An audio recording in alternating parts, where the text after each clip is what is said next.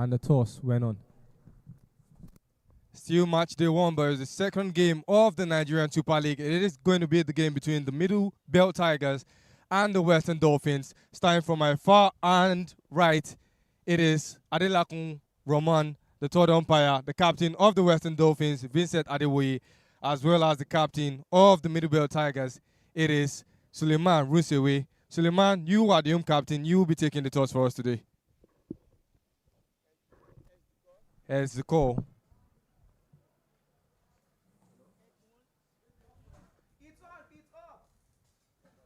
Vincent Adewoye. Vincent Adewoye, you won the toss today. What will the Western Dolphins be doing? We're batting. What prompted your decision to want to bat first?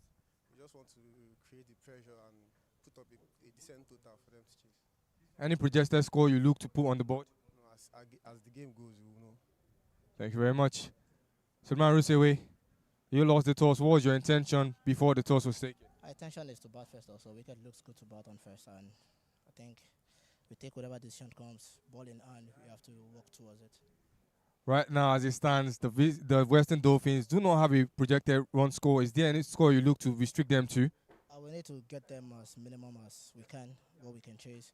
So we don't want to be too in terms of our numbers. So we just want to restrict them as much as we can. Thank you very much.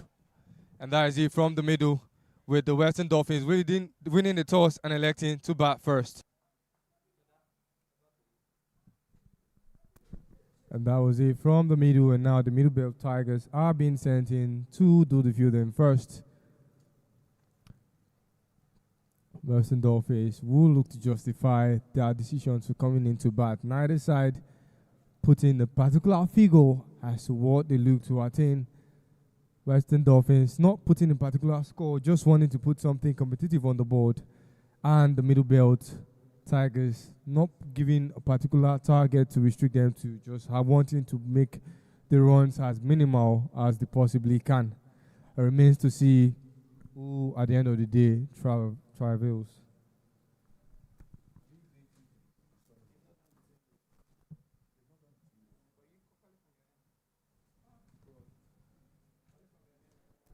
And ranking into the...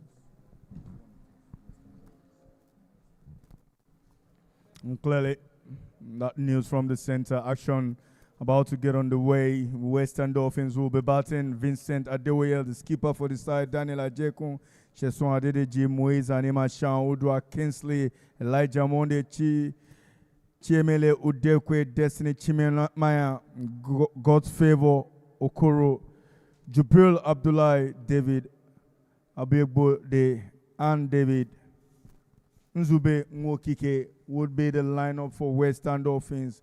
Middle Belt Tigers have Suleiman Ronchewe as captain, Samuel Okwara Mba, Solomon Chilemaya, David Ankra, Egosa Agodo, Elo Chuku, Ndubudem, Ahmed Ogunaike, Belumi, Arimolade, Shino Awodele, Rashid Abolarin, Osaibuka Ewere, and Kosi Udekwe. What promises to be an exciting moment.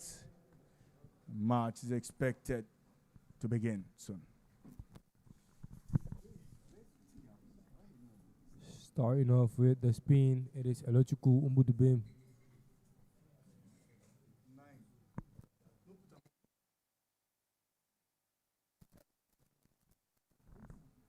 Decided to start off with the spin, Elochukwu Umbudubem.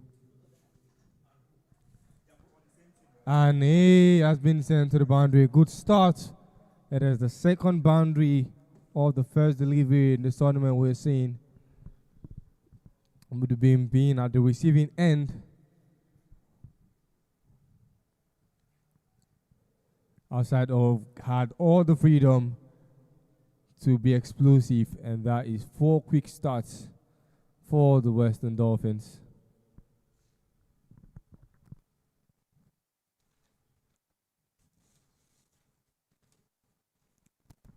This time a little closer, and it is pushed beyond the reach of the wicket keeper. That is 4 more runs, 2 boundaries in quick succession for the Western Dolphins. And Interesting to see the aggression here. That delivery wasn't really a bad one, just angled into the goalie region. Certainly, pace on that delivery would ensure that boundary comes through. It's 2 deliveries and 2 boundaries straight up for David. He will be batting with Daniel Ajekun. Oh, decent courage here for Middlebelt Tigers, who have decided to go with Ndubudem, his opening bowler. It's interesting to see captaincy Suleiman Ronshawe going with these options.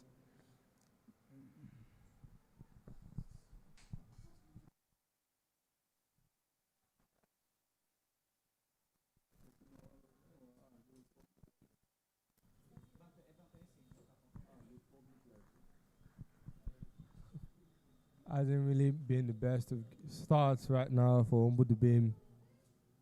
Gave out 2 successful boundaries or dots, and he will give 2 more runs.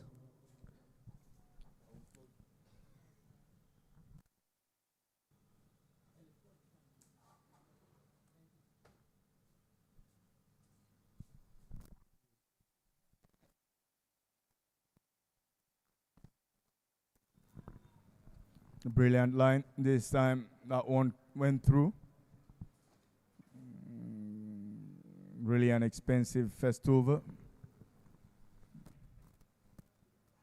David, 8 from 5. He wants it. Indecision, opportunity there. Not necessary. 2 runs taken from that, and that brings the total runs in the first over to 12. Interesting start here by Western Dolphins.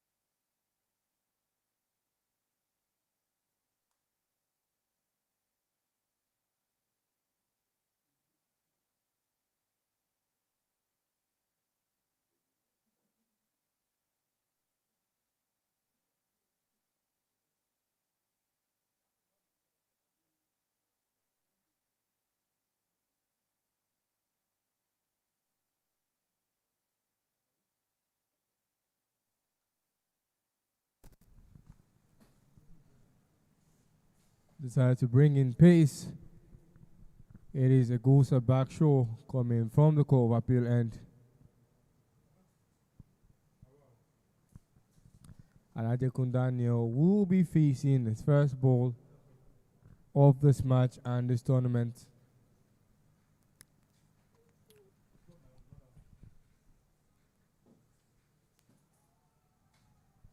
Beautiful swing, beautiful display of the bat. No contact made.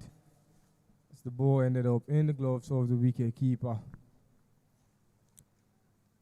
Usually we would say Suleiman Ruseway behind the stones, but today it is Solomon Shermania.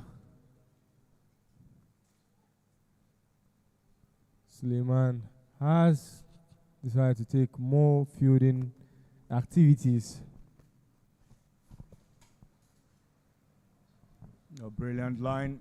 That one straighten out. There goes, sir. He knows how to manage the affairs here. He's not new to this ground. Agedo, that man jersey number 55, dons the colors of FGC Warri in the CCC League. Shown consistency with the ball, can also bat. A decent bowling all rounder he is. Going too hard on the wicket. That one will be a wide.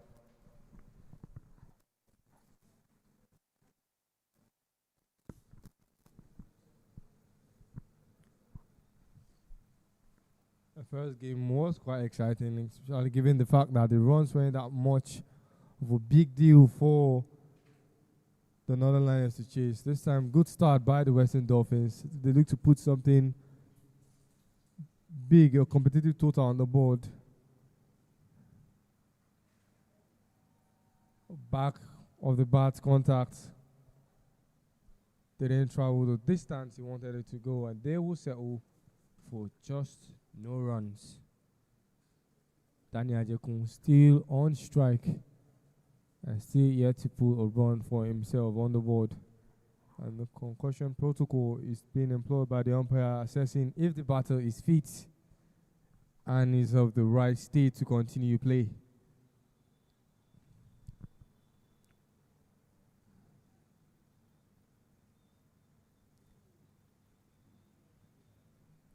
Daniel Ajokun seems to be responding well to the umpires, and they have decided that he can play on putting on his helmet, as it seems, while the field return to their positions.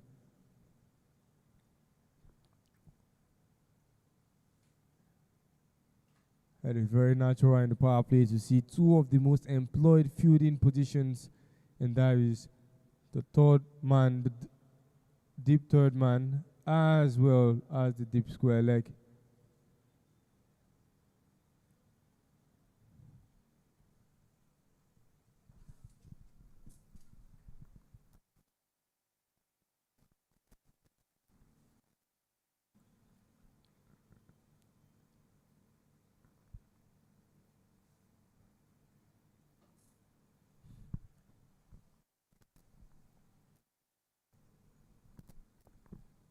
Currently, Northern Lions sit on top of the table, and one of these two teams will look to tie with them on point and probably overtake them with a good net run rate.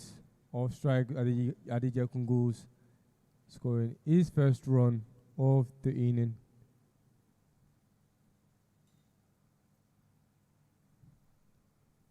David Abibodi has certainly taken charge with those two quick fours in the first two deliveries of the first over.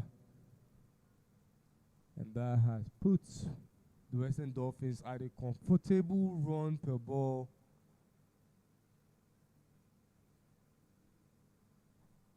Currently on 8.40 with a projected score of 1.68. Still too early, but you remember Vicente here, they want to put something competitive on the board. 168 is nothing far from that.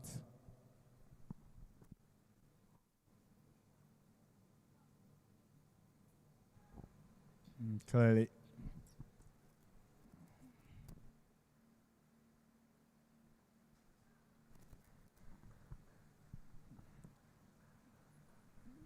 That positive mindset by the batters shows how intense every single ball will become. 15 so far. Oh, decent run rate.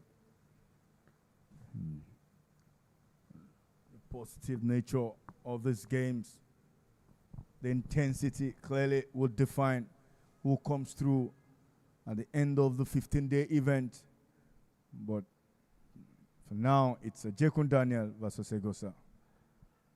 Straight to the field at covers. It will be no run. Plenty of confidence there between these two batters. And that brings us to the end of the second over. And score is 15 for no loss.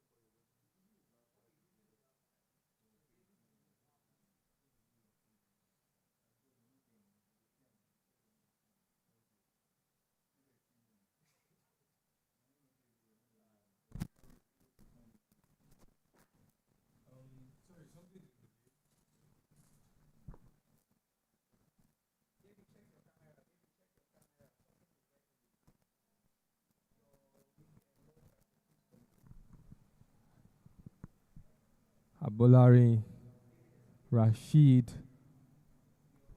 aka Bolt, is coming from the pavilion end. They decided to take spin away from the ball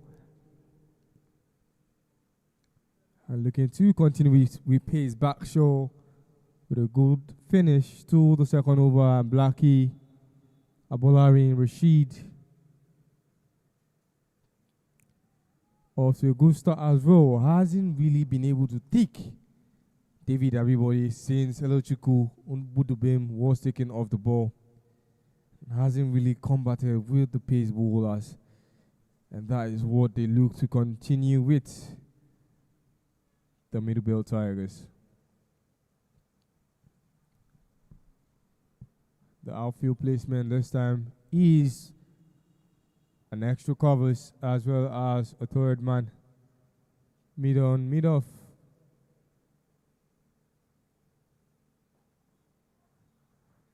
Still with the tight fielding, they make their way and add one more run to the ball. Ajekun with a chance to increase his run tally. Not too much of a wild chase have they made the Middlebelt Tiger fielders run, as most of the balls have been played into the inner ring since the first over, and the first two boundaries scored. Every other ball has managed to stay within the 30-yard circle.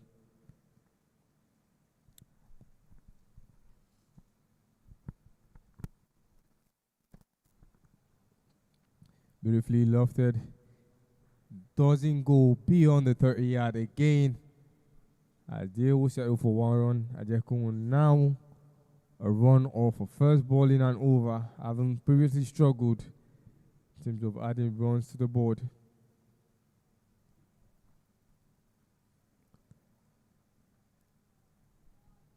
This is going to be a very beautiful game to watch, as Western Dolphins, we're already starting off explosive, still had a very reasonable run early.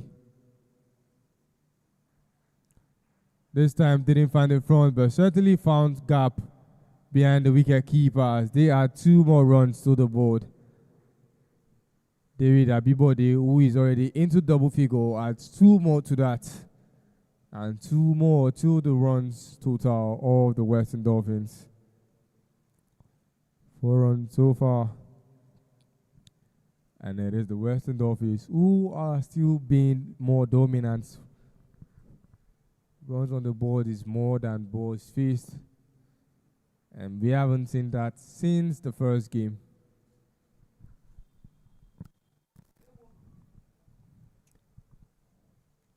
Wasn't even threatening the batter. It was way above reach and flagged no ball by the umpire.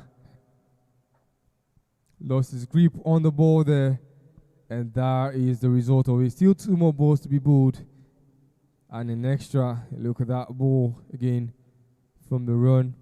The release was at an awkward angle and way even beyond the reach of the wicket keeper. Thankfully, a slip was employed who dealt with that. And now David Abibode, who started off explosively, has been given immunity to go big. No consequences. And he doesn't successfully do that. Oh, wait, does he? It seems like he doesn't, as a good stop at the boundary. Edges it towards the wicket keeper who didn't hold on to that ball, and they will add 2 more runs. 3 runs, that is, to the board.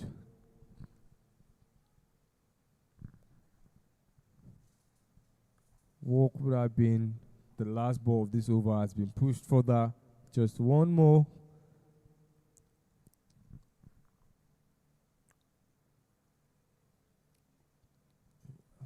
With a good start.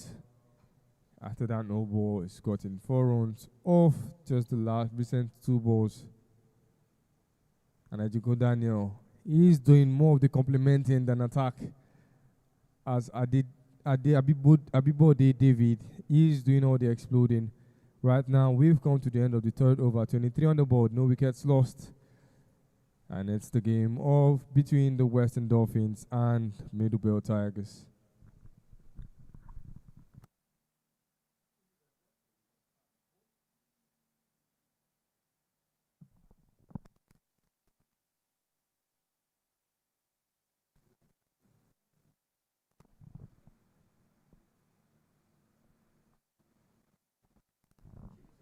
Pressure soaks in here. Interesting show. Good to see Abolari also went for 8 from his first over. 23-4. No loss after 3 overs. 17 still to come. And current run rate on 7.6. Hopefully we get through the projected score 153. Oh, brilliant shot. Brilliant shot. What an execution. This is a class act here. David just having fun. This is a fearless cricket we see from that young man who moves on to 21 of 13 deliveries. Again, you see how he has manipulated this field. Scooping that ball successfully and with ease, already knew and is familiar with the line and length of Egosa Backshot. And as soon as that ball came swinging, it played out in the very angle that he was aiming for. And all he just had to do was just add more momentum to that ball. Very beautiful boundary. Wasn't expected by either side, so by the fielding side, as they could not meet up with that ball in time to prevent a boundary from usurping.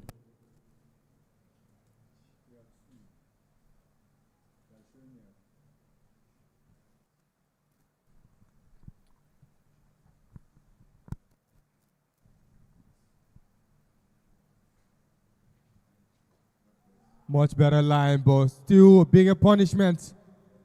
Played very big, the longest 6 that we will be seeing today. And clearly, how dominating can this be?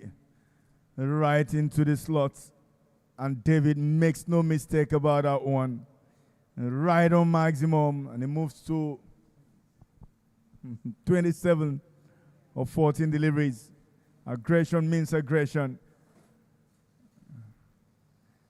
Skipper there, Sulaiman Ronshi, we're just having a conversation with Egosa. That's the beauty of this Nigerian Super League, best of the best versus the best.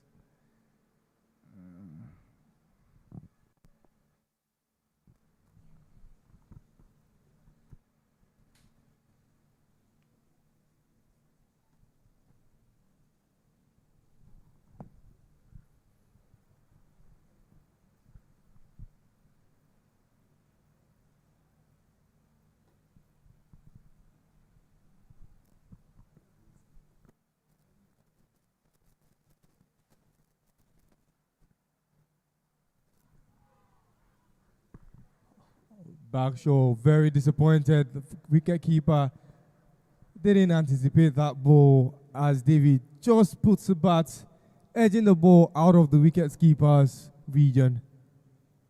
Much to Backshaw's disappointment. Already the highest individual score we've seen in this tournament.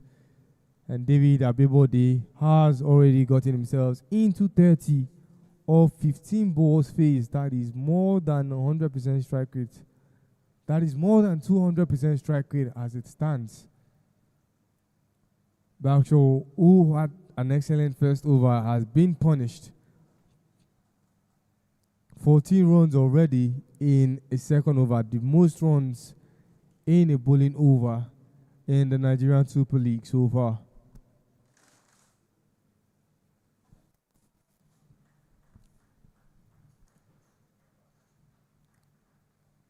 Keeper didn't really anticipate, and that was a chance for a run.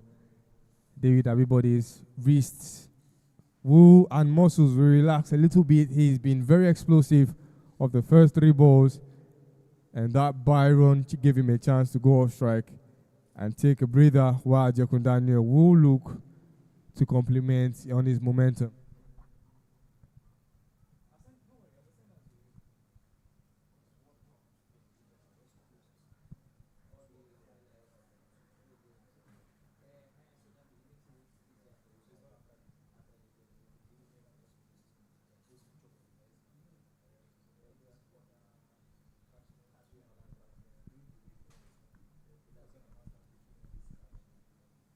No wicket has been lost, and that is one of the reasons why everybody can be as explosive as he is. Already 1 ball shy of completing the 4th over, with still 10 wickets in hand.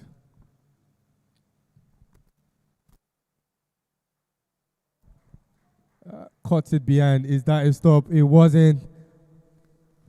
More and more disappointing moments here for the Middlebelt Tigers. Egosa not having a good day. It's clearly a show of force and dominance here.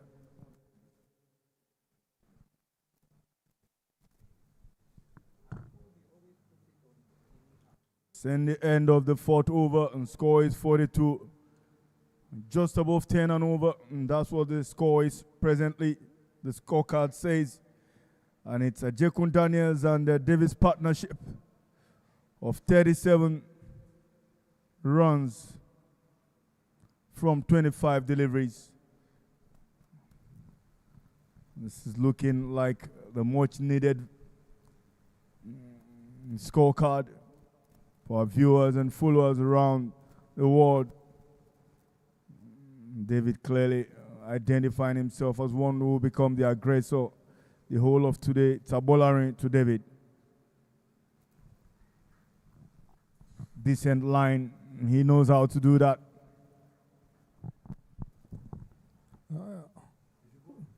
Going with an intent to play a ball is always not going before seeing the ball, doesn't really always materialize. His intention to play first before that ball was bowled. And now David Abibode, who was off to a fine start, has lost the very first wicket of the Western Dolphins and was taken by none other than Rashid Abolarin.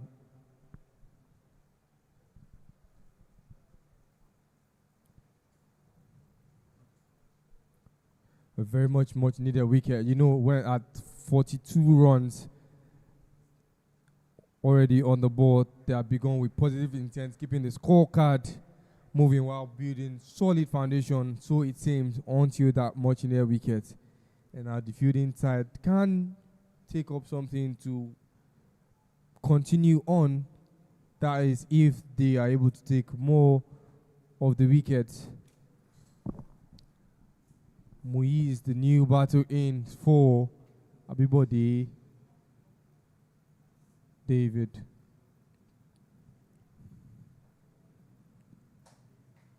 Well, we are still in the early stages, and so far there's been an encouraging start. And both teams will know what will happen next over at the next few overs could go a long way in shaping not just this inning, but the match outcome.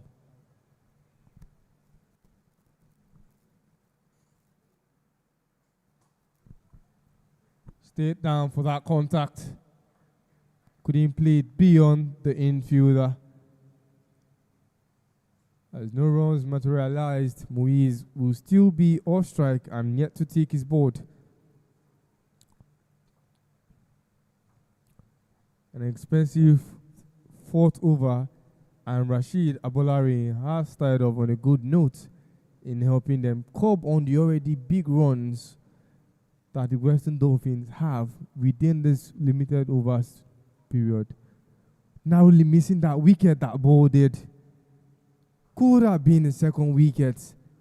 A much needed wicket for not just Abolari and Rashid, but also the West Middlebelt Tigers.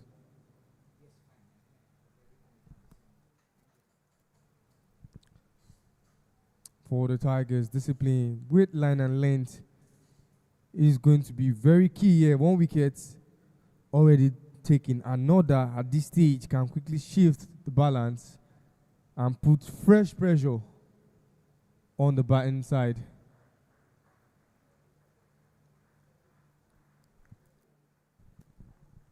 Jakun doing his own beats and getting himself off strike very frequently. Not staying on the batting crease too long, just making sure that who wants to go there and explode gets that chance to. But for now, he wants to try and prolong his stay in the batting position. Bulari number 9. Flicks it to the leg side. There is nobody there, but there is a big chase being given. And it's still, they will take 2 runs from that opportunity. It is 2 more runs and a good attempt to push that ball off that momentum, off that speed it was coming at, and just capitalize on it and into the gap and give yourself a breather to take runs, keep your ball ticking. Interesting to see Neema Shaun Moise coming in at number 3 and getting on straight away with that flick. And hopefully, Abolari, who's taking the first wicket, would make some inroads here. But so far, he's been consistent, bowling on that off-stump line. Run out opportunity, would that be? No, it's not. A brilliant run in between the wicket. This Neema Shaun and Ajekun. That is the end of the 5th over. It is 48 on the board as it stands for just 1 wicket lost.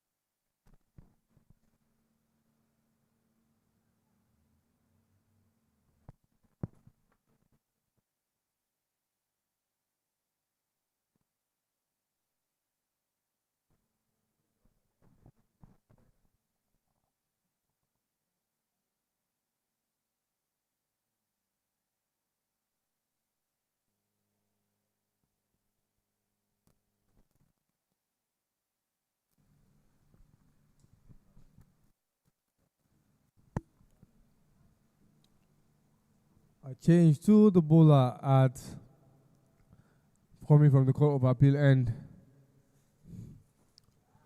Full toss and fully dealt with by Ajekun Daniel. Another maximum. Another maximum.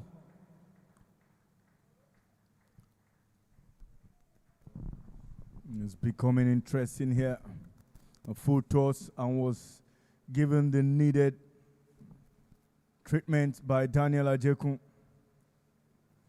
It's becoming interesting here how aggressive this Western Dolphins batting lineup has become. 54 for 1 already in the power play overs.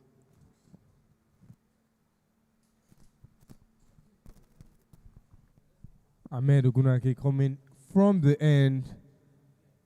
That was previously punished, and he has got the start of that. Max.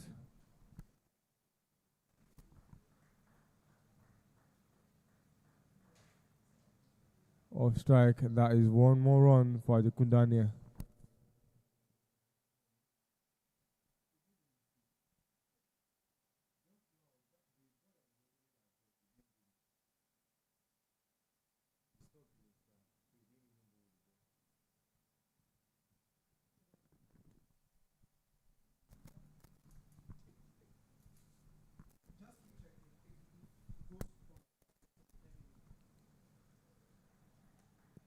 Hammers that ball hard on the deck.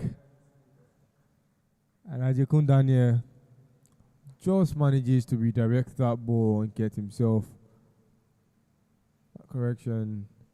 Muiz just redirects that ball but couldn't find the gap. And he is the first dot of this over for Muiz. Beautifully driven, but wasn't going to beat Abolari and Rashid at any point in time. He was active, but that short play was a very beautiful one. Just didn't get the runs to complement it. Good comeback from the bowler Ahmed.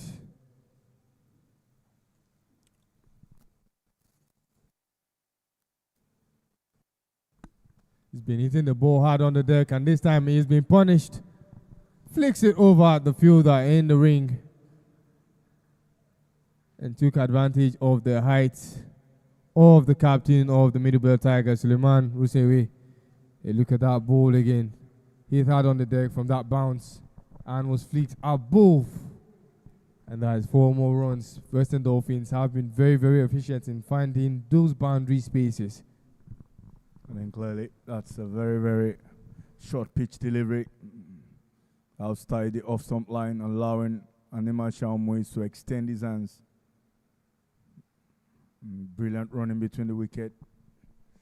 I think the game is set up here for Western Dolphins. They just need to ensure that they keep rotating full toss again. And this time, straight to the fielder. Mid-on. That brings us to the end of that the 6th over. 60 for 1 after power play. Run rate clearly in the right place for the Western Dolphins. That scorecard for you. David Abiabode, clearly 31 of 17 deliveries, strike rate 182. Jekwan and Imashon Moise still finding that partnership, 14 of 13 and 9 of 7 respectively. Just 6 extras, 54 runs off the bats. This is a class out. Yet to bat is still Sheson Adedeji, Vincent Adewoye in the middle there. Those two, the top 5 on this side, clearly got the quality to dominate against any bowling in this tournament. Projected score 200. Hopefully we get there if wickets are in hand. But it will be an exciting show. The next 14 overs has a lot to offer. Now, Captain Sulaiman Ronshewe has a lot of thinking to do. This time is Tonto, spin bowler.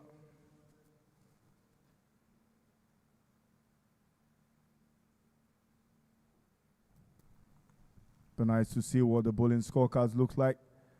I'll tell you, the opening bowler, Ndubudem, is back on. This time, bowling that one wide off the batter. Umpire still feels it's within reach. The pressure is now on the bowling side. It's what you want to see watching from anywhere in the world. A brilliant line this time, trying to slow things down. I thought allowing him bowl first up as an opener was a mistake. You get to want to use the swing and the new ball, the hard surface, the hard ball. Unfortunately, that didn't work. Considered 10 in the first over. And short pitch this time, away, turns away from the batter. With 60 runs on the board, the Middlebelt Tigers, you know that this is an important phase for them with the ball. And they will do everything possible to try and make sure that the runs reduce as quickly as possible. Quick fit.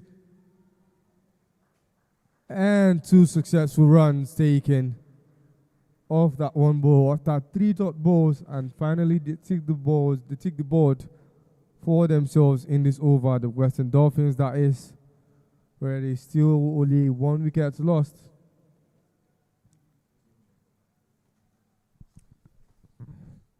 And the game is getting better as it looks.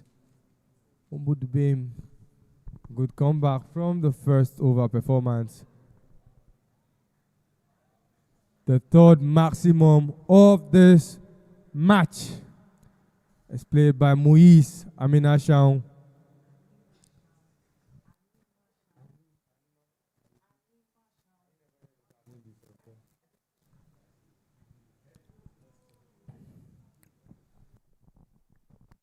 It's good to see how Anima Shaw has responded to these deliveries, but clearly Ndubudem is not having a good one here. Already conceded 18, brilliant batting here. Good to see the confidence coming through. And clearly this is the best of the best in the parade for Nigeria. And that brings us to the end of the 7th over. The score is now 68 for 1. Anima Shaw Moise 17 of 13. Ajekun Daniel 14 of 13. Both batters truly coming to the party here, and the confidence is building. If you're just joining us, it's a maiden edition of the Nigerian Super League here at the TBS Cricket Oval. Interesting to see 90-plus cricketers here, the best from around the country, converging at the center of excellence, the center of Lagos, the commercial city of Nigeria. and the home of Nigerian cricket at the Tafabala Square Cricket Oval. If you're yet to sign off on sponsorship and partnership for this tournament, the windows are still open. Make the phone calls. Our producers will be showing you the channels to call soon. But back to the business. It is Awodele Shino, a young cricketer who comes here from the Court of Appeal and to Daniel Ajekum. Slower delivery. Brilliant start here. One of our female umpires, Temitope Jabbar Nikoyi, was doing business from the Court of Appeal end of this prestigious TBS cricket over.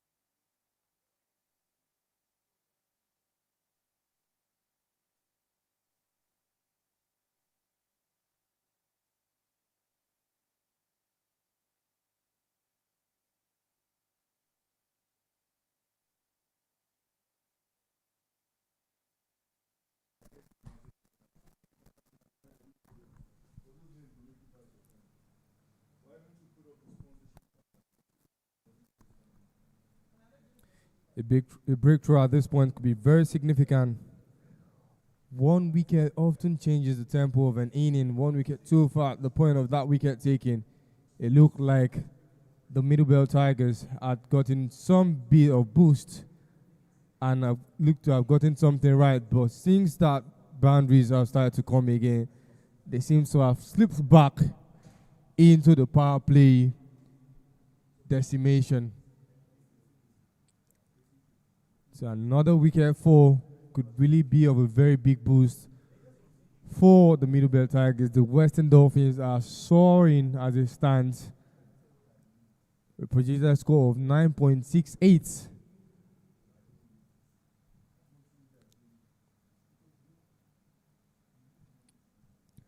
The fear of the unknown is the biggest threat right now for the Middlebelt Tigers. Because for a fact, they do not know what the run target is for the Western Dolphins. And that makes them even more dangerous. After two back-to-back extras, Shina Odele is looking for that very much needed wicket coming from the Court of Appeal end.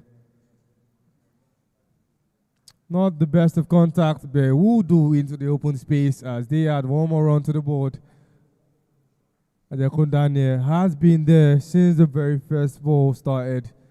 Opened the batting partnership with David. And since then has built up partnership with Moise.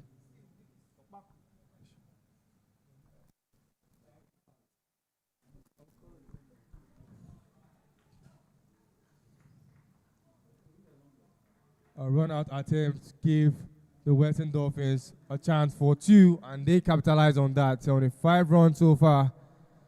Regardless of who comes to bowl, everybody has been a victim of the few batting prowesses of this Western Dolphins side. Already putting up a very beautiful performance, putting the fielding side on an edge.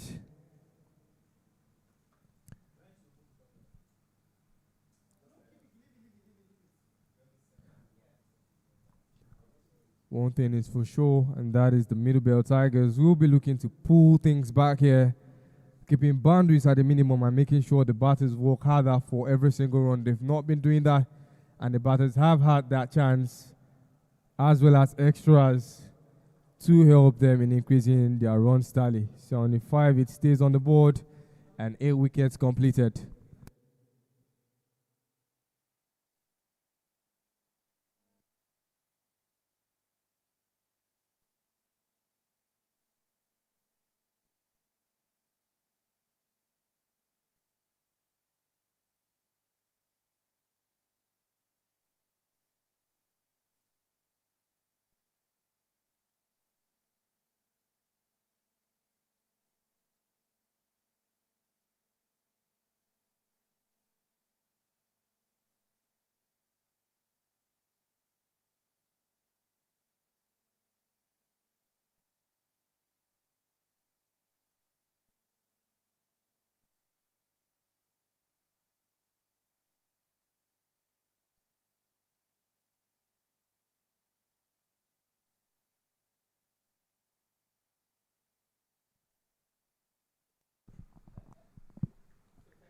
Wicketkeeper batter Suleiman Rusewi picks the ball. It is the third captain to be bowling today after the first two pairs of Sylvester Okwe and Isaac Okwe. And Suleiman Rusewi will look to add another wicket for the side. Coming from the pavilion end, bowling to Ajakun Daniel. Full toss, but wasn't properly dealt with. Races only to the fielder long on as they will settle for one. Daniel Ajakun, who is into double figures himself, alongside with Muiz and Imasheun.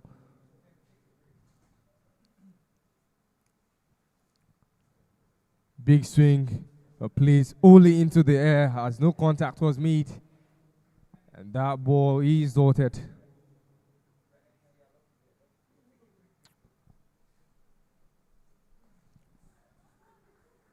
As much as the batters are not finding the boundaries at this point, the fielding placement would be very crucial for the Tigers, protecting key scoring areas while keeping attacking options in place.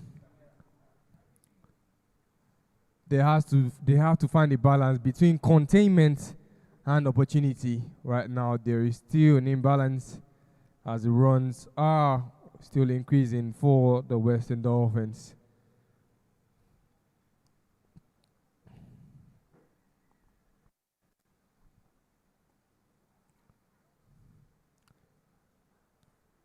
Tried to find the gap, unsuccessful as the fielder outpoints on the busy.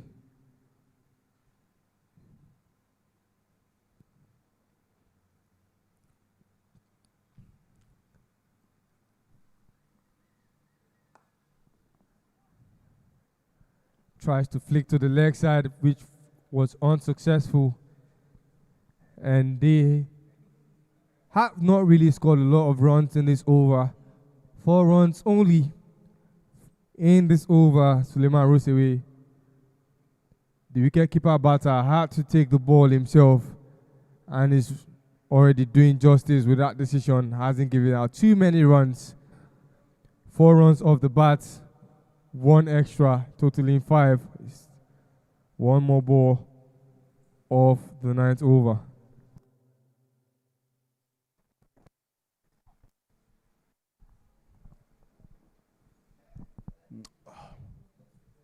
Western Dolphins in a very comfortable position here, 80 for 1 after the 9th over.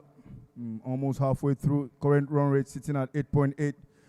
Projected score now just below 200, 178. Ronshaway picked up the ball. Interesting to see how Anima Shao Muiz has become an important part of this batting lineup at number 3. Clearly has shown progression from the last under-19s tournament. Big thank you to our sponsors here. Batting scorecard for you again is that aggressor up front, David, 31 of 19. And this partnership seems to be dominating our phase here against middle belt, Daniel Ajekun and Anima Shao Muiz. 16 of 18, 22 of 20.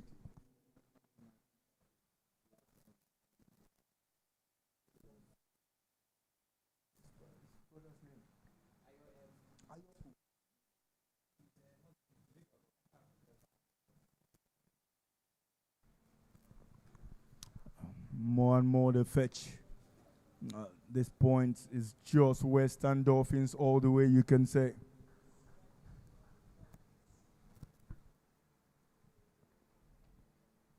The intensity is on now. The Super League is becoming exciting to see. First game was a low-scoring one between Southern Sharks and Northern Lions. But here it is Western Dolphins who have dominated proceedings this first half.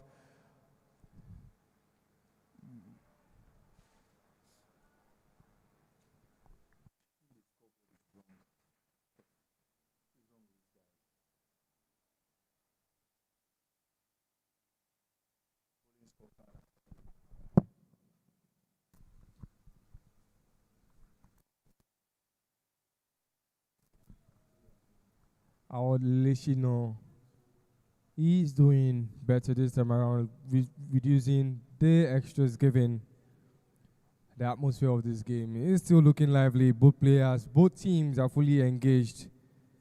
And once again, for the second time, the league is delivering the kind of competitive cricket that the fans, I believe, were hoping for.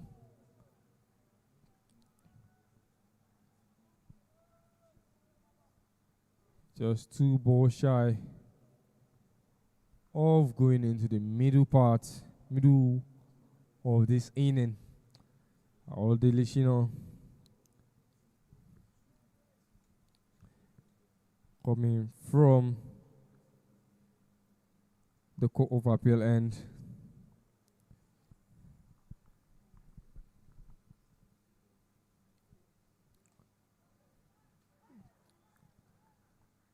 Up until now, what the Western Dolphins have been doing successfully is rotating strikes while finding occasional boundaries. And if the game continues like this, the Western Dolphins may feel like they will have put something competitive on the board.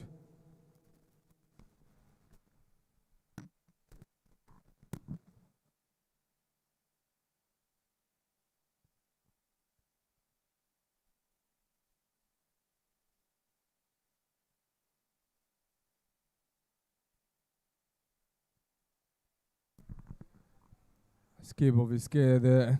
Good decision to keep that bat down. Would have lost that wicket, especially given his momentum as it stands. Muiz ends that last over safely. And if you look at the bowling scorecard, 2 overs for Umbudubem, only conceding 18 runs, giving just 7 dot balls, getting just 7 dot balls. No wickets for him. No wicket for Egosa either, but it is a wicket for Abolari Abdul Rashid with 5 dots, 13 runs in 2 overs completed. Folajuwon, Awodele Shina, and Suleiman Rusewe still haven't picked up a wicket themselves. Big thank you to our sponsors and partners for this tournament. Dafabed, Hayes Energies, Rusa Advisory, Sego Family Foundation. Back to action. On the mark again, Animation this time looks for a second one and we'll get there before run out opportunity. Too close to call and the benefit goes to the batter. A brilliant running between Jekun Daniel and Animation Moise.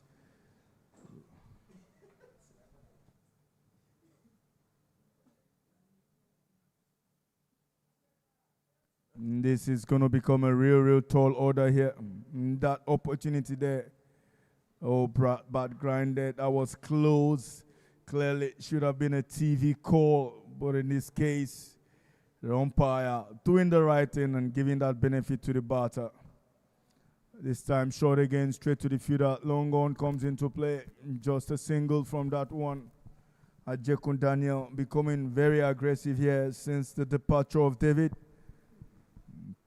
20 of 21 now. Clearly, this is clear intent of dominance by Western Dolphins. A brilliant shot.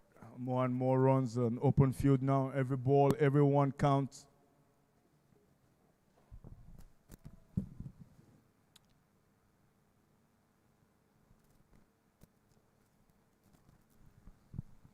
Ekundani has been here since this inning started and has made sure to be there even regardless of the breaking of his partnership with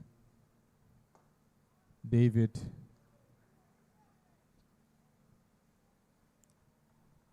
Consistently getting himself off strike and bringing his runs per balls faced at a very reasonable distance. Just 21 of 22 balls for Ajekun Daniel and 24 of 26 for Muiz.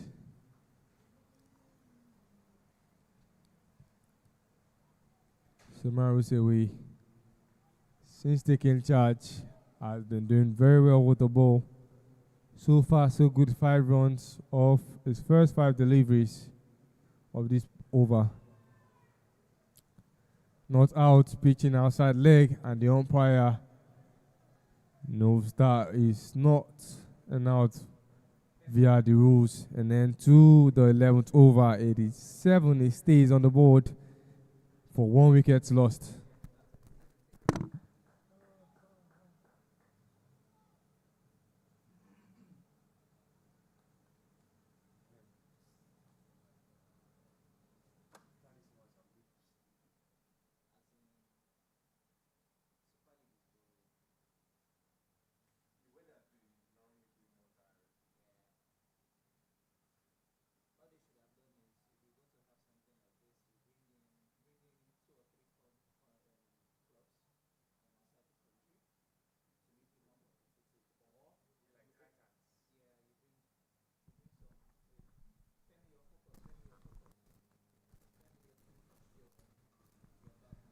Our Delishino coming for his third over and currently his favorite end. Both the wicket shot on good length and there was no wicket threat. Muiz still on strike. Hasn't given out too many balls, too many runs in 2 overs. Our Delishino giving out just 7 runs in 13 balls bowled. That's the lowest figure by any of the batters bowling side, any bowler from the bowling side after 2 overs completed. Anyways, Muiz still will remain on strike. Earlier on, we saw the highest batting partnership with David and Ajakun Daniel, and currently the new batting partnership, highest batting partnership, is between these two, Muiz and Ajakun Daniel, currently on 46 or 43 balls faced. Make that 46 or 44 balls faced, looking to build a 50 partnership we are yet to see in this tournament. But so far, they've been able to maintain tempo, select shots, and wait for the loose balls. Loose balls that Awodele Shino is not giving them an opportunity to feast off, being very more precise, maintaining a good line, a good length, and quick arms.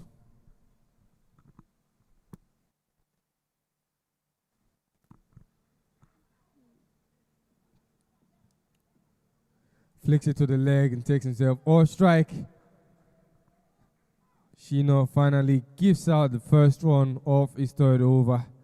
Adekun Daniel, very, very frequent with taking himself off strike, will be on strike as we have 2 more balls to end the 12th over. 89 stays on the board, still 1 wicket lost. This is the longest we've seen the game prolonged with the most minimal wickets taken. Driven beautifully to the leg side, taking advantage of that open field space setting. And there is the first 50 runs partnership of the Nigerian Super League.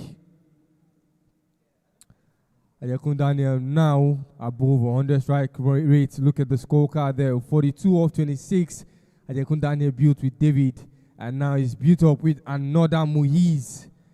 This time it is a 51 run partnership. Ayakun Daniel has been there for 93 runs. He's been there from the very first run up until this very moment. And then the 12th over on the high, it is 94 runs for 1 wicket lost.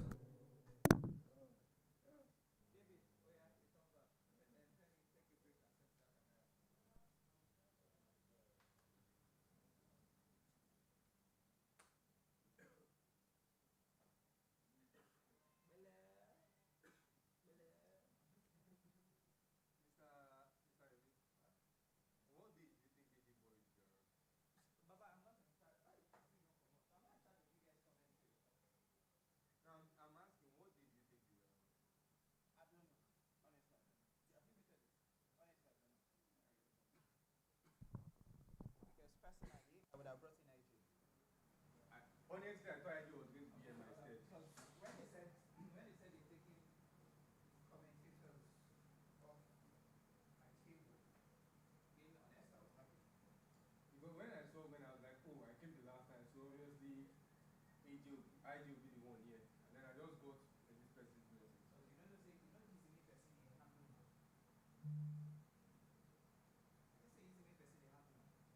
Commentators. I'll be worrying about production at the same time. I'll be worrying about commentators. This is an even worry myself. Whether you start or you don't start. Third over for Suleiman Rusewi. And redirects that ball to the opposite region it came from. Sending it to the leg, getting himself off a strike. Adekun Daniel has been very consistent in that stead. Already above 100 run strike rate as he currently sits at 108.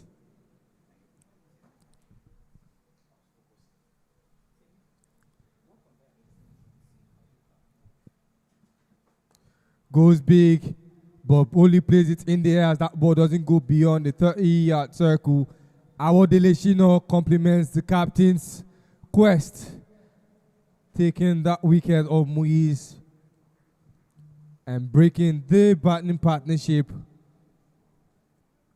The first batting partnership to get to the 50 runs mark would not be getting that chance of 100.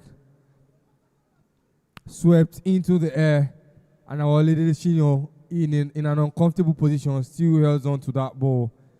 And that is a big wicket for the Middlebelt Tigers. Western Dolphins already looking to dominate, still in dominance in the 13th over and losing just 2 wickets. They still have their middle order to come and complement what Adekun Daniel, David, and Muiz have started. Daniel, who started this game with David, has seen 2 batting partnerships break up, with both the first one getting close to the 50 runs mark and the second one successfully crossing with a 53 runs partnership. There's a task at hand for Chesson, and that will be to try his very best and also build a tangible partnership with Adekun Daniel and not lose a wicket anytime soon.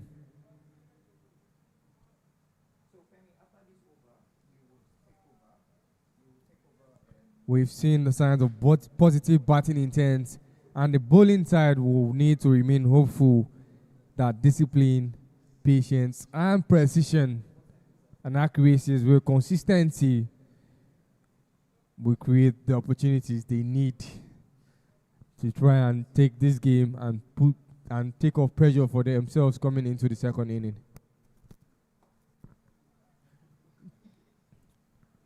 Punched forward, but Jordan beats the captain Suleiman Rusewait. That is a dot ball. Adekun Daniel still waits all strike for Chesson to take the board. Driven beautifully, going on one foot and sending Adekun Daniel on strike. Very familiar with Adekun Daniel getting himself on strike. It will take more than just tempting balls. There will be a lot more intent and aggression if they want to send Adekun Daniel back to the park. He's been there for 12.4 overs. He's seen it all. He's experienced it all.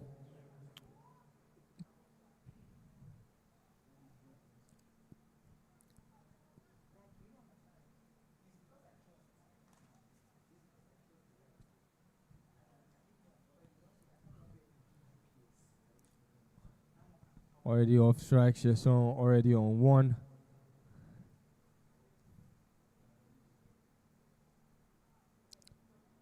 That late turn, late reaction escapes that wicket scare. And the end to the 13th over. It is 97 on the board and 2 wickets lost.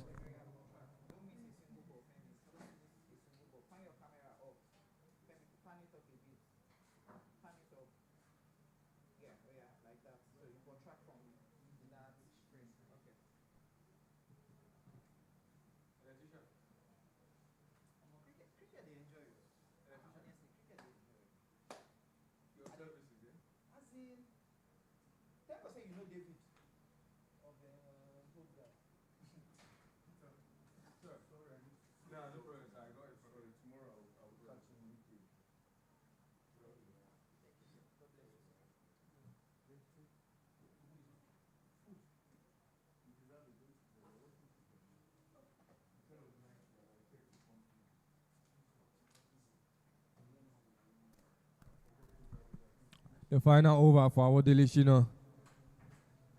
And Adekun Daniel not taking too much time in the batting crease. Every ball that comes, he's getting himself off strike almost immediately. Not staying more than 2 balls before getting himself off the strike. And our Delishino will bowl to Chesson.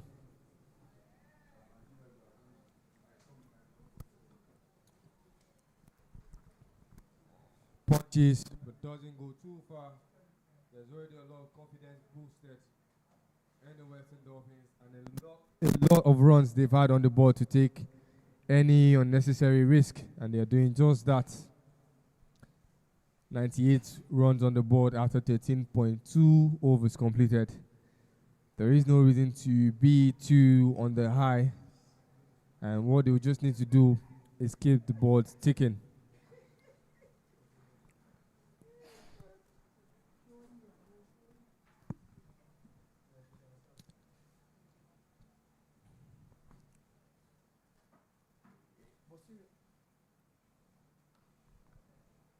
Beautifully driven. It doesn't go beyond the fielder out long off, but that takes Chesson off for strike. His second run of this batting inning. And Yekundane, as expected, is on strike and also will not be spending too much time on the batting end. A huge task for Awodele Shino. He hasn't picked up a wicket, took the catch that sent Muiz back to the pavilion. Hasn't gotten his own wicket.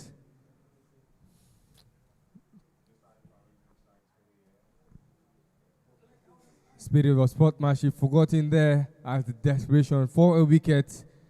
Awodele Shino was looking for that opportunity to dismiss the non-strike end batter.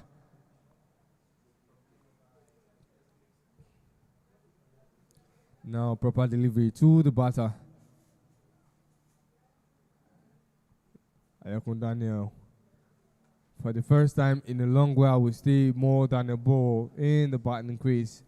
As Awodele Shino made sure to hold him there, keep him in the batting crease with a very beautifully bowled yorker.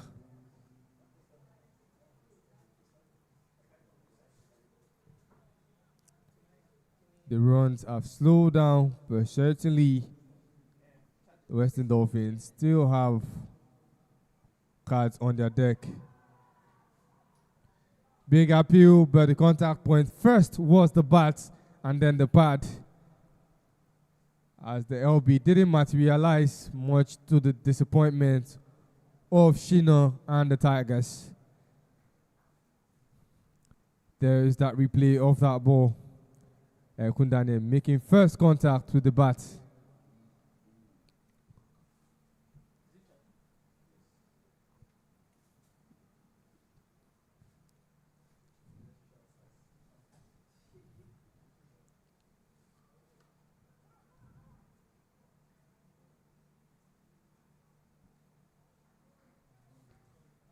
Caught to the covers, and that ball takes Ajay Kundane off strike. 30 runs it is for Ajay Kundane's, and 100 for the Western Dolphins. Ajay Kundane playing 30% of total runs scored by the Western Dolphins. 100 on the board after 14 overs completed. It is 2 wickets lost.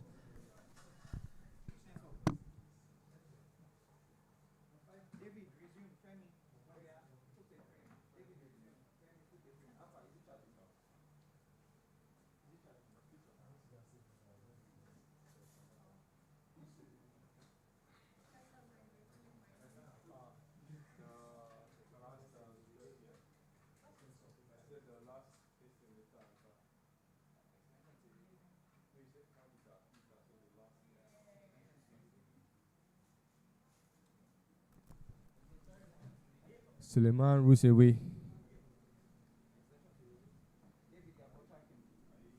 for also his last over. Desperate times call for desperate measures.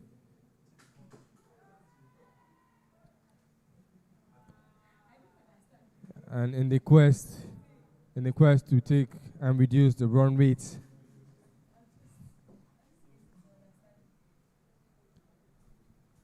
two bowlers have quickly completed their bowling over. Awodele Shino spooled 4 overs, giving out just 60 runs, but couldn't get a wicket. With an economy of 4.00, Suleiman Rusewe is also bowling his very last over of this inning. He's giving out 13 runs and has picked up one of the 2 wickets that the Western Dolphins can brag about. Abolari Rashid still has 2 wickets, still has 2 more overs to bowl, as well as Umbudube and Egosa.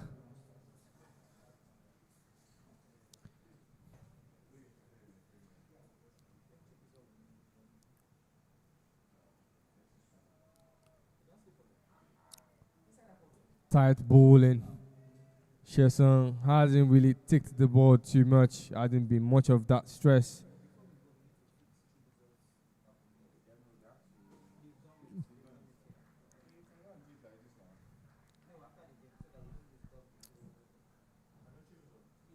A wide is called by the umpire, and freebies are being gifted to the batting side. Dolphins already at a very comfortable rate at this point as it stands as well. And as we get into the last 5 overs of this inning, we expect more explosion. Goes big. Does he get to the boundary? Doesn't. Is that a catch? Yes, it is. Adekun Daniel goes out after 14.3 overs of play. Has been there since the very first ball all the way into the 87th. Shuffles out, but they made that ball at the right point of contact. And that ball just outside of the 30-yard circle ends in the hands of an awaiting fielder. Good catch. Big wicket. Ekundalian, who has been of big momentum and big boost, contributing more than 30% of the runs for the Western Dolphins, will walk back to the pavilion. And in comes the captain himself, the person who decided his team would bat first.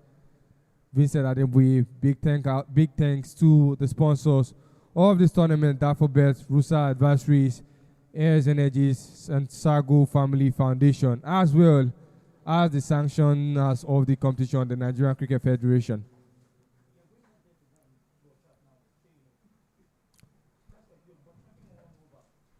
And now for the first time, we are seeing 2 new batters in the field at the same time. Vincent Adewuyi and Cheshon Adedeji will try and build a partnership. 7 runs partnership was the first time Adekun Daniel was losing a wicket without building into double figures. Cheshon and Adewuyi will look to continue from where the 3 opening pairs had left off. Still yet to see a batter in this inning go out with less than double figures of runs on the board. Chesson still on 2. Adewuyi Vincent 0 off of 1.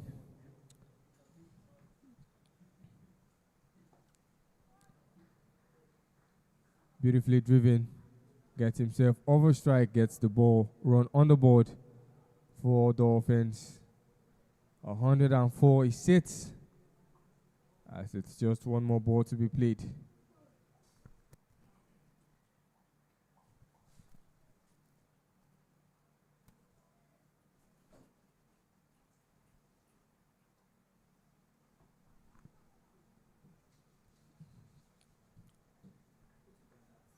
Hyperactive, Chesson wanted to run, much to the disagreement of Vincent Adewuyi. After 15 overs completed, that is 90 balls, 104 runs on the board for just 3 wickets lost. Current run rate sits at 6.93, with a projected score at 139.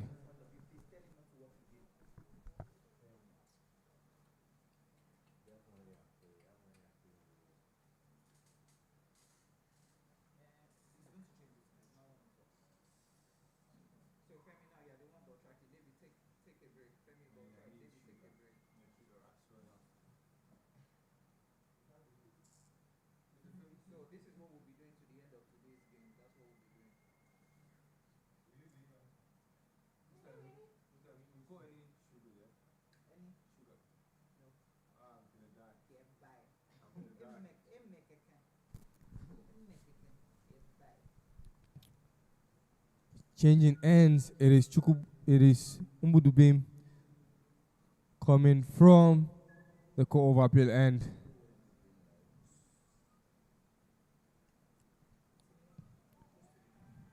Started off at the pavilion end, and this time Undubudim decided to trade ends and try and pick up his first wicket.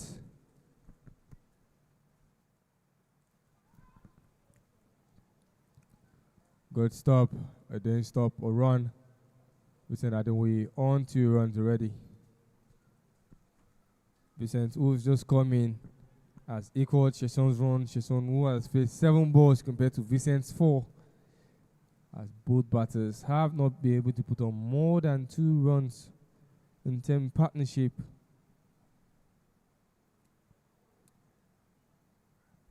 Late caught beyond the reach of the wicket keeper, but there was a few that there, and it was a med in the 30 yard to prevent any extra runs from materializing.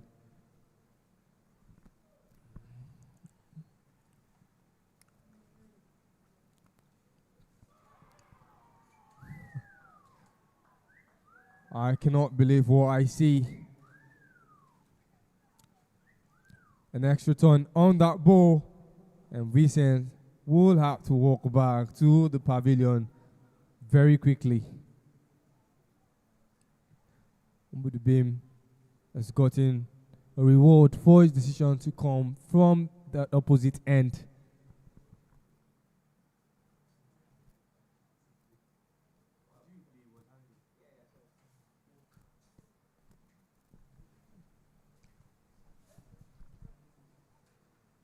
Elijah is coming in.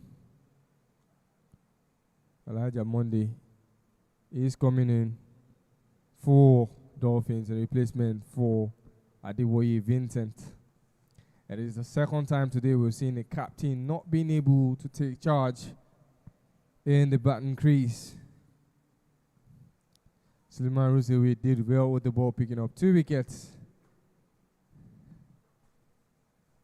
Vincent Adewoye didn't really do well with the bat. We expect more with the ball, but for now, Ndubudim has picked up a much needed wicket. A side that didn't lose, that lost only 1 wicket in 12 overs, has lost 3 in the last 3 overs.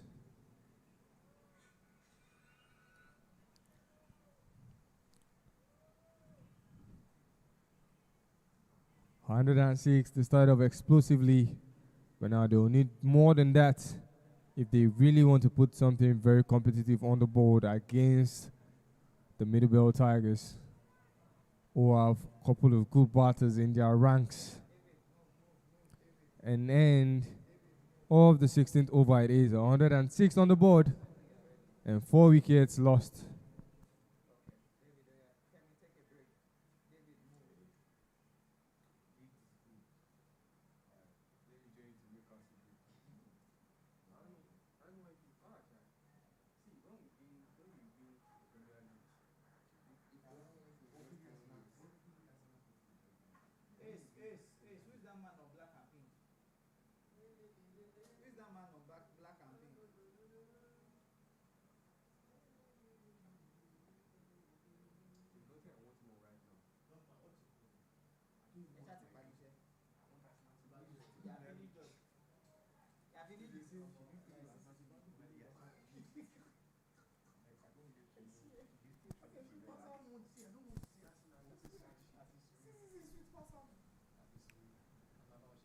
Blackie from the pavilion end for his third over and off to a good start.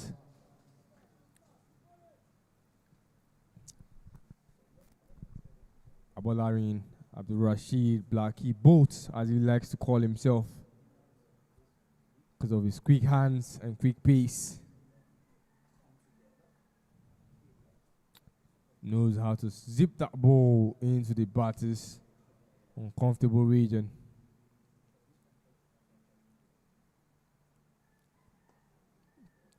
Met that ball before the first bounce and gets himself off strike. Chesson. Monday Elijah, who is yet to score a run for himself.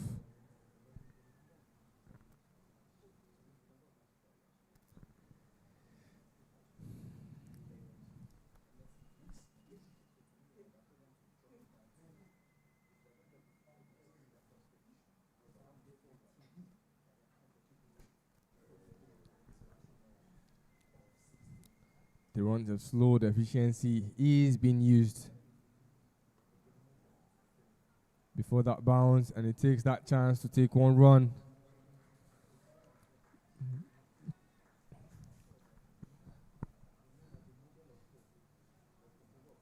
The opening three batting partnerships are yet to be complemented by the middle order.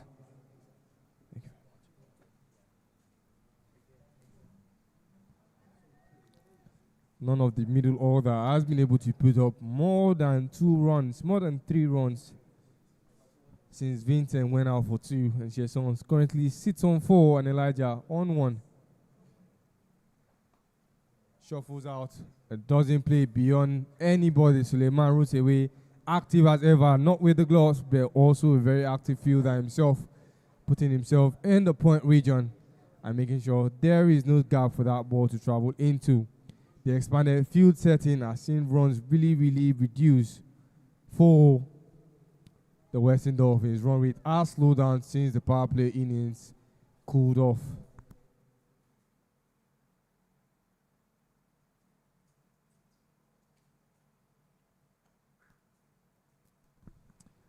Very consistent on that yucca length and very agile in going down, Chesson, meeting that ball at the very first pitch.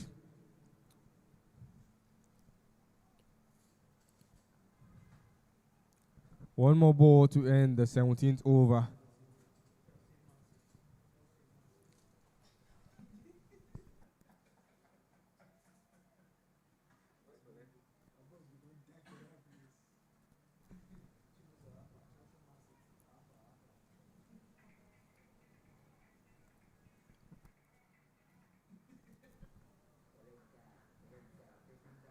Uncomfortable, but redirects that ball to the goalie region. 1 run and will end the 17th over. 110 is sits at as we are into the last 3 overs of this inning.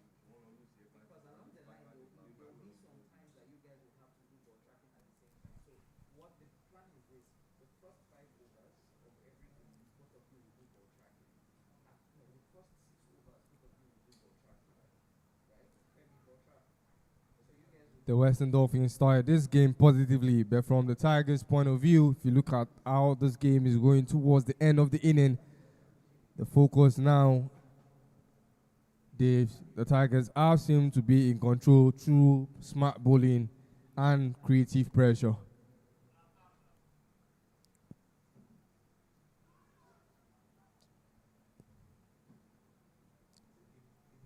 Still quick fits the boundary. I ain't coming, but certainly the runs are ticking slower than the initial start for the Western Dolphins. For the bowlers, this will be about holding their nerves and sticking to the plans and waiting for just that one opening.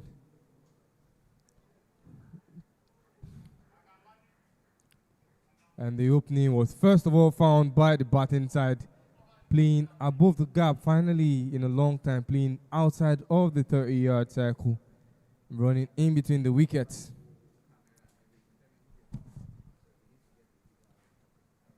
In a game of cricket, momentum can shift easily.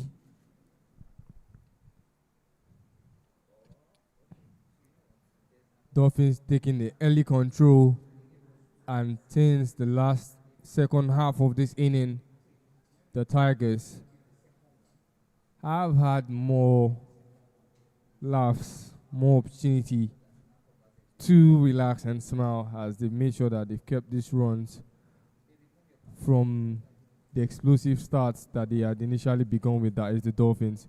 Picked it up, but certainly isn't going up for a catch. Is that a boundary stop? Yes, it is.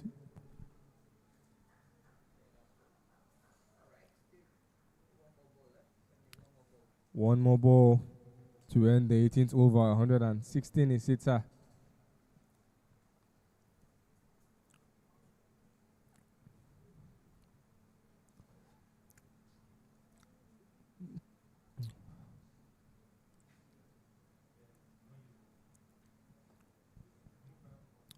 Tigers versus the Dolphins.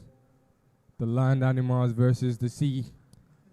And the Tigers are looking to take advantage of the field dominance. At the end of the 18th over, 117 sits on the board for 4 wickets.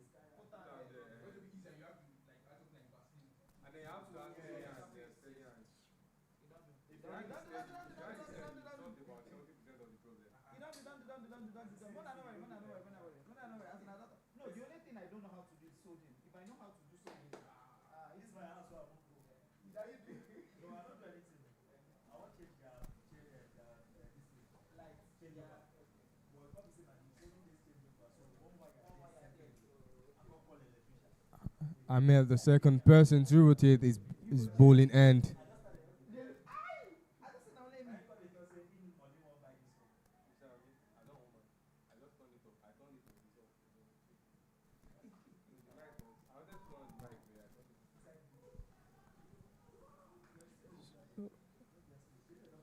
The second person to rotate is bowling end today.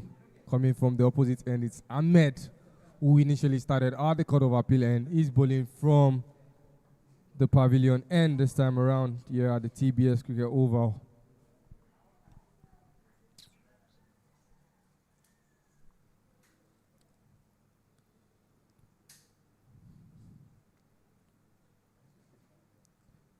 Oh, just missing the gloves of the wicket keeper.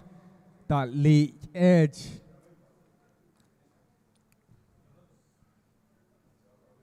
That much near boundary. 124 he sits at. There is that photo again. Just edges it beyond the reach of the wicket keeper.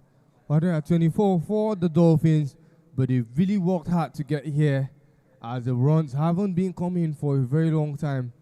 And now they can try and breathe a sign of relief. This is the highest total any team has put up in this tournament so far.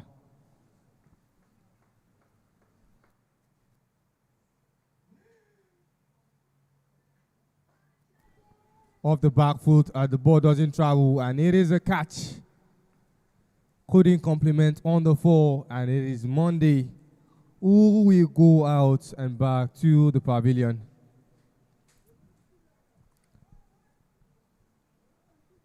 Flick the risk, playing off the back foot. And that ball wasn't any way of a distance.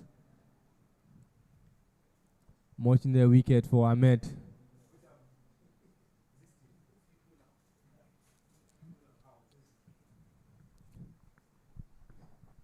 And already for a side that didn't lose more than a wicket in the first 12 overs, I've lost 4 more in even lesser overs. Coming in now is Destiny number 19.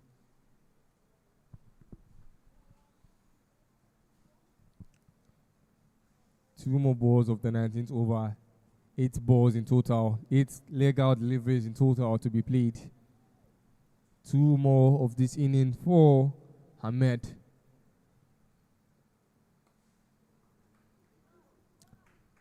And sent to the leg side.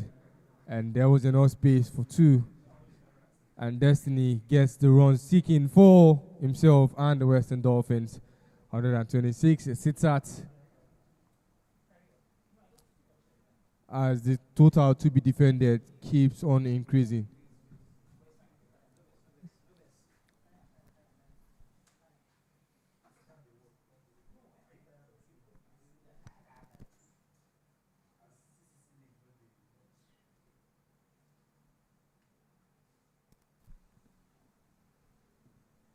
Above the wickets, as that pull shot wasn't successful. Lucky scare, lucky escape for Destiny, who would have gone out almost as soon as he came in. 19 overs completed, 126 for 5 wickets, already into the penalty mate over. This is where we see efficient bowling meets explosive batting. 5 wickets at hand, 6 balls to play. There's going to be a lot of bat swinging and possibly wickets falling.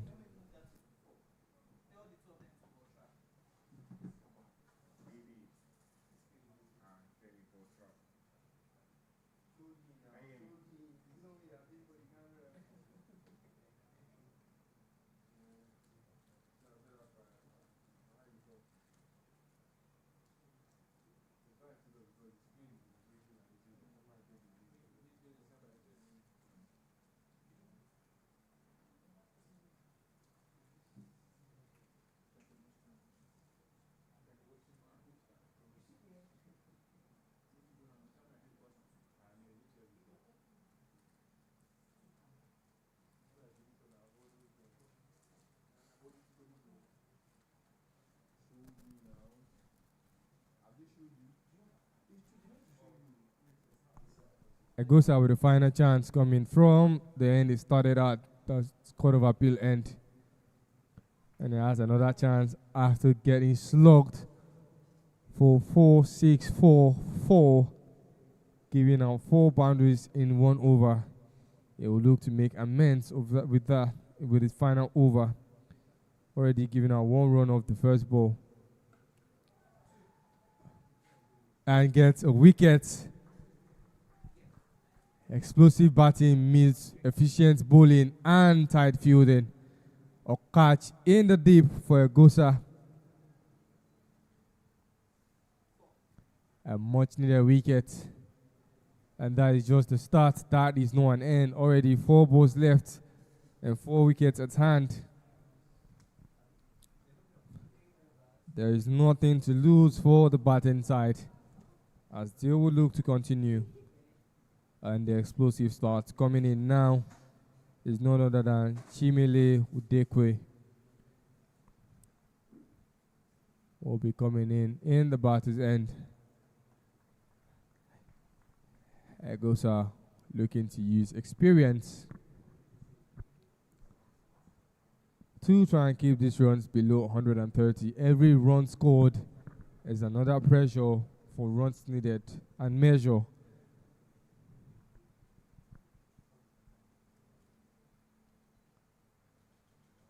Slow ball couldn't be dealt with by Chimele, who had anticipated the usual fast bowling of Agosa. Escapes that wicket scare and takes himself off for strike. And now Chesson still yet to get into double figures himself, with 4 wickets at hand and 2 wickets and 3 balls to play.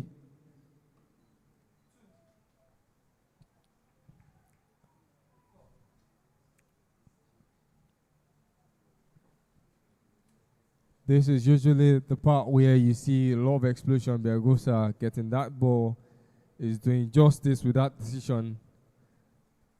2 runs only of the first 4 deliveries.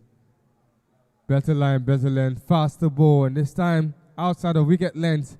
They don't need that. They don't need to give the batter that extra chance of scoring a bye run or off the bat. Take it away from the man and keep the runs dry. 128. It sits at currently 116 as well is on the board.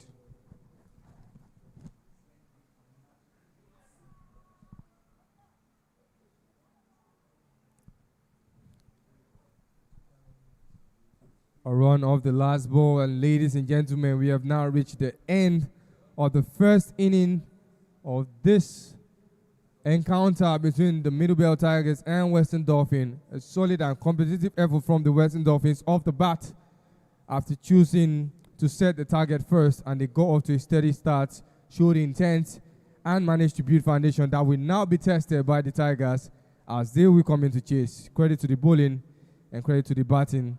The Tigers kept working hard throughout the innings and applied pressure and faces and managed to stay disciplined. Now the focus will shift to the second innings, as that is the determining point of this game. So, 2 beautiful partnerships. 2 batters getting into 30 runs with Daniel Ajekun and David both hitting 31 balls, with Daniel hitting it, David hitting faster at 31. Muiz also getting 25 runs, and Darusema Sulewe, the captain himself, picking up 2 wickets for 17 runs given after 4 overs. Umudubim 27 runs for 1 wicket after 4 overs, as Destiny only bowling 3 overs at Gosa and picking up that last wicket, coming back after a scary second over to try and reduce the run chase needed. Currently, the run is 129, 130 will be needed.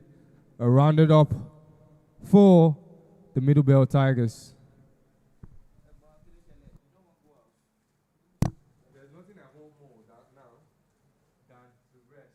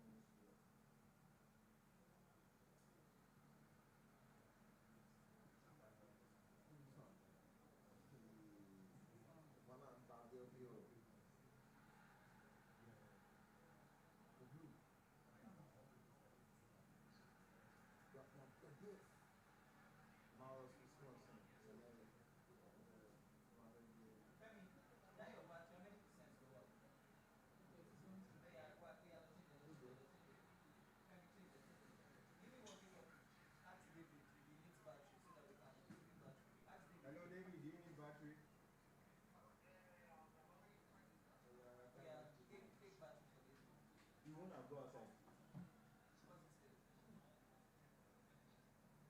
Come again, speak out, so it's okay.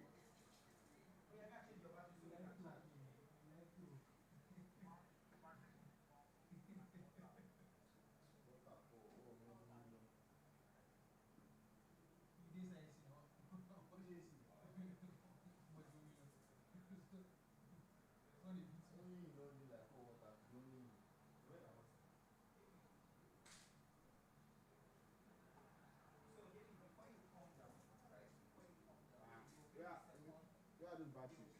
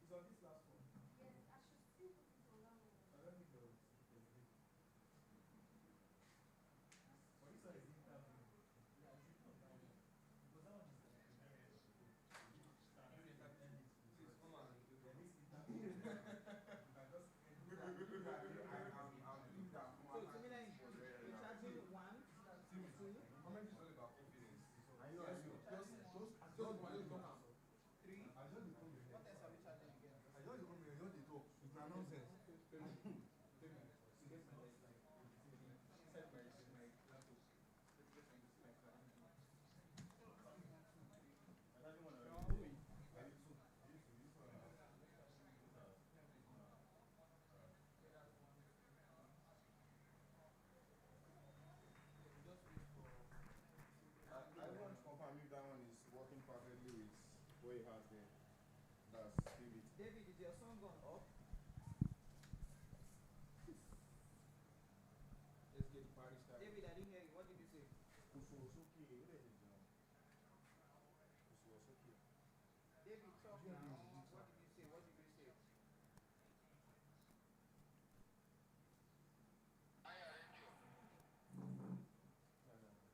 David, did not tell you where you put your radio. Yeah, now what's up? What's up, David? Trying to get ready.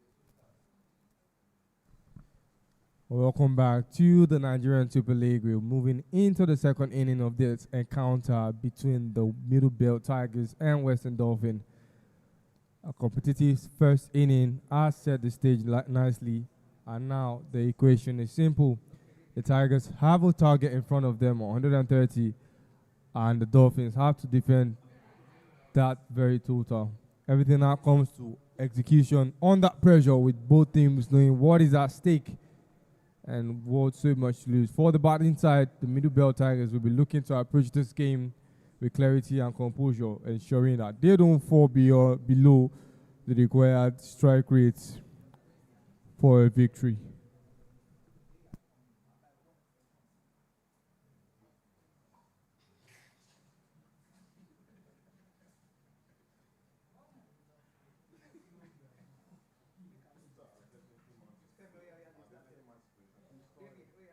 For now, I think you just simulate that until I can understand it.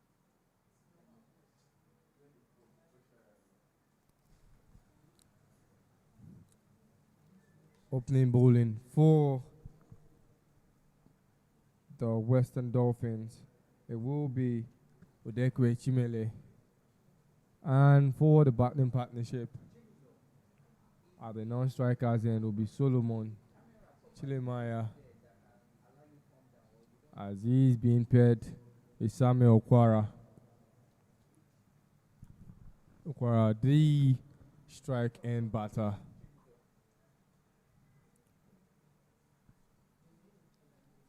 And Solomon sent in to run with him in the batting crease. The first ball is set to play. The first ball start off with a dot, well left. In the midst of the pressure, there's still a time to get a breather off bouncing balls. And Okwara is off to a slow start, a dot of the first. And in matches like this, it often comes down to just small passage of play, tight overs, quick partnership, and the breakthrough at the right time. And that is the first breakthrough, is it? No, says the umpire.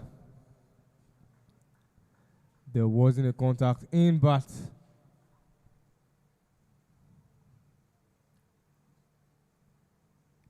you can add that replay.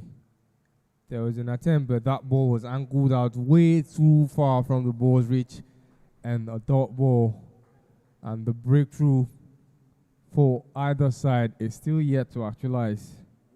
Momentum has stayed on one side for too long, up onto the closing stages of the first inning. Remains to see if the Middle Belt Tigers have what it takes to snatch victory off the arms of the Middle Belt, the Western Dolphins. First run, and it was sanctioned by Solomon, who at the non-strikers end called for that quick run. Okwara at the blind side of glide, and they completed one run, taking the ball for the Middle Belt Tigers. 1 of 0.3 balls. The strike rate currently sits at 2.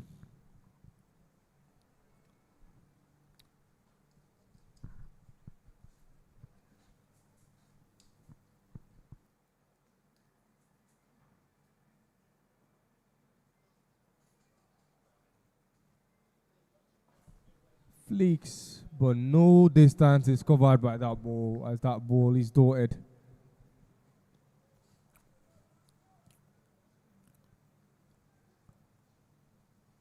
The Tigers will need to capitalize on the power play over and score as many runs as possible. We know what happens when a lot of pressure is mounted. Batters start to be adventurous and attack too frequently, and the fielding side will capitalize on that.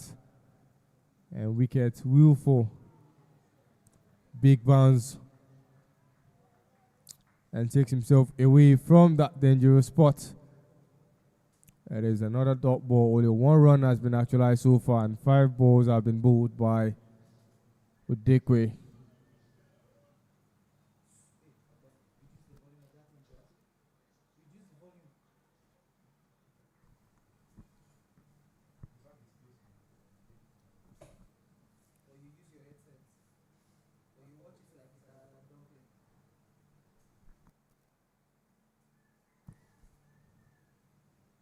Tries to go big, but there wasn't any fighting chance for that.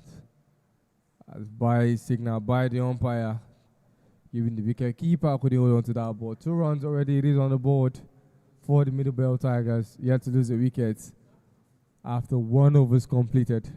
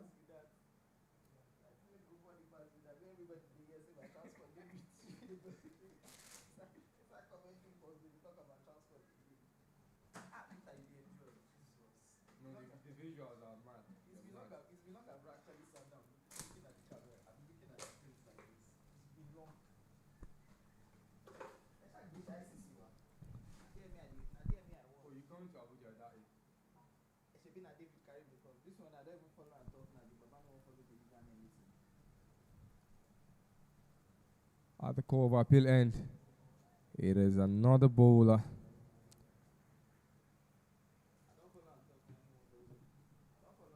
Jabril Abdullahi didn't bat at the batting order and showed that the tail end didn't have to worry about picking up the bat themselves. And off to a good start. A dot of the first ball as Solomon is the man on strike, yet to register a run for himself. And we'll still wait a little bit longer as that ball races all the way to the boundary for a 4 run, but it will be a 4 by. Still 0 on the board for Solomon, but 6 to the total for the Tigers. Went leg side.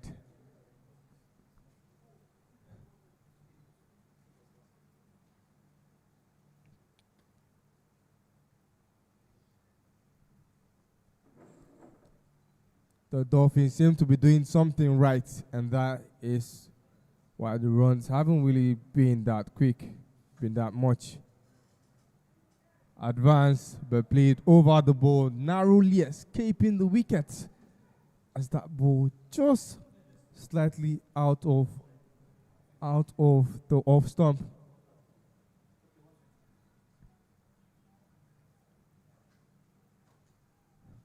Jabril Abdullahi.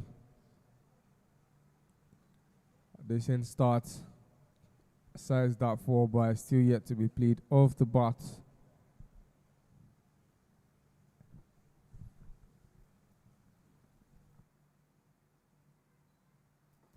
Much slower this time, and he is punished. Another 4 runs, and this time Solomon gets those runs off of his bat, adding 4 more runs to his total and the team's.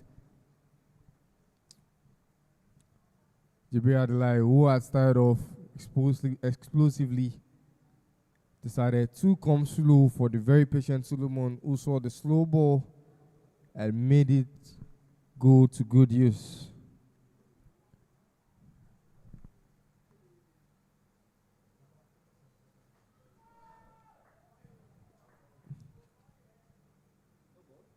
Powered, but that ball doesn't beat the infield. And no ball is flagged by the umpire. Had stepped just over the line and now is giving Solomon the immunity to go all out.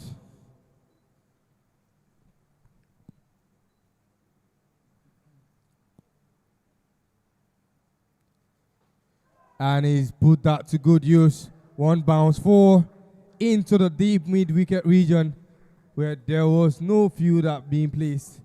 And that is added 4 more runs to this big chase.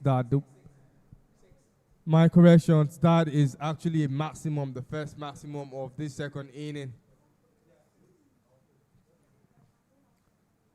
Immunity has been maximized. That one bounce outside of the boundary ropes has further reduced the runs for the Middle Belt Tigers. 113 is not what is needed of 109 balls.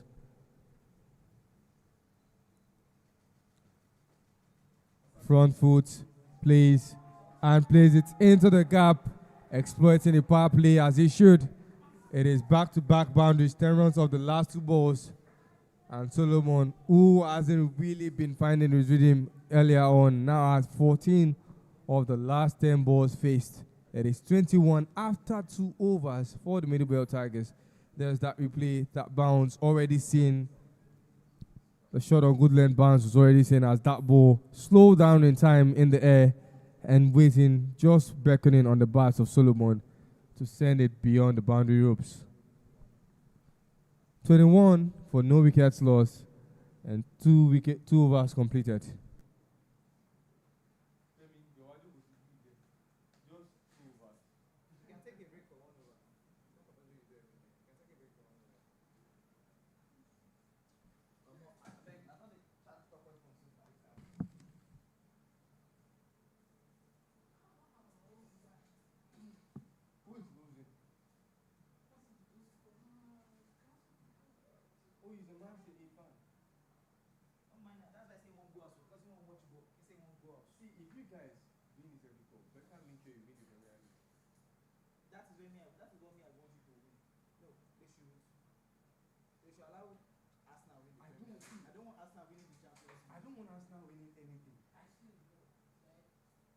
I've been cooking up draft for months now to use. Bold, big wickets, Destiny at the second time of trying, gets the wicket of Solomon. Gets the wicket off. Who is that one, sir? Of Umba.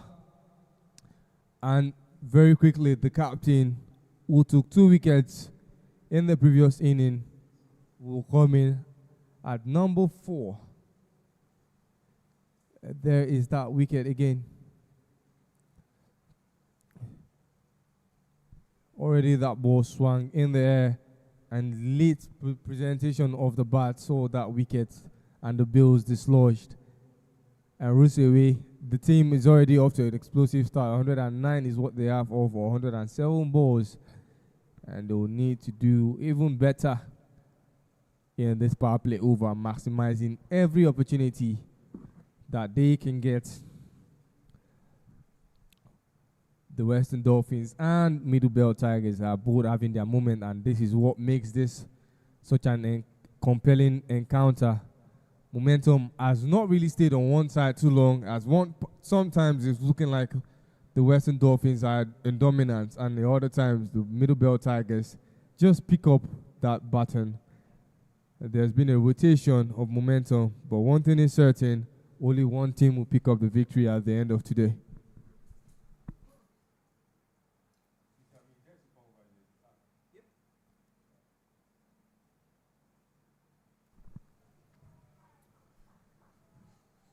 Give way. The ball to start his batting inning for Suleiman Rusewe.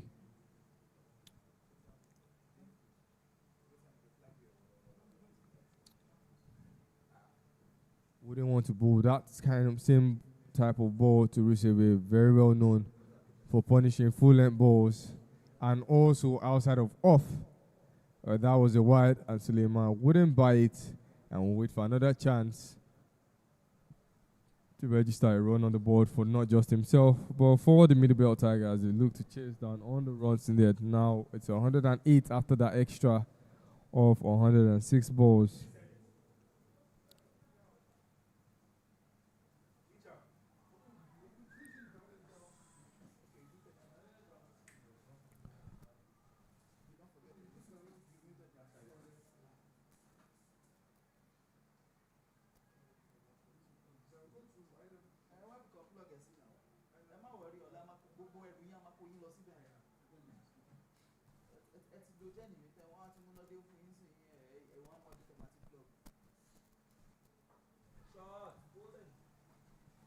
Yoka. Good batting from Suleiman Rusewe, taking his time. As that ball was not right at the right place of play, and he did very well in combating it. Good continuation from Destiny, only giving out one run.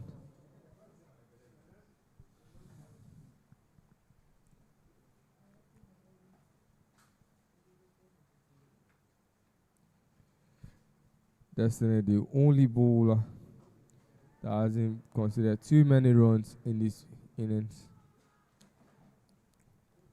One run completed. That's a big activity for the middle belt Tiger.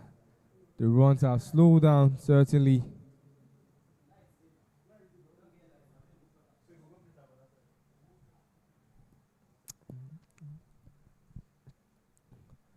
The middle belt Tigers will not need to do too much at this phase. It demands calm thinking. The scoreboard can sometimes create pressure, but in reality, it's just about breaking the chase into small, manageable parts, over by over, partnership by partnership, ball by ball.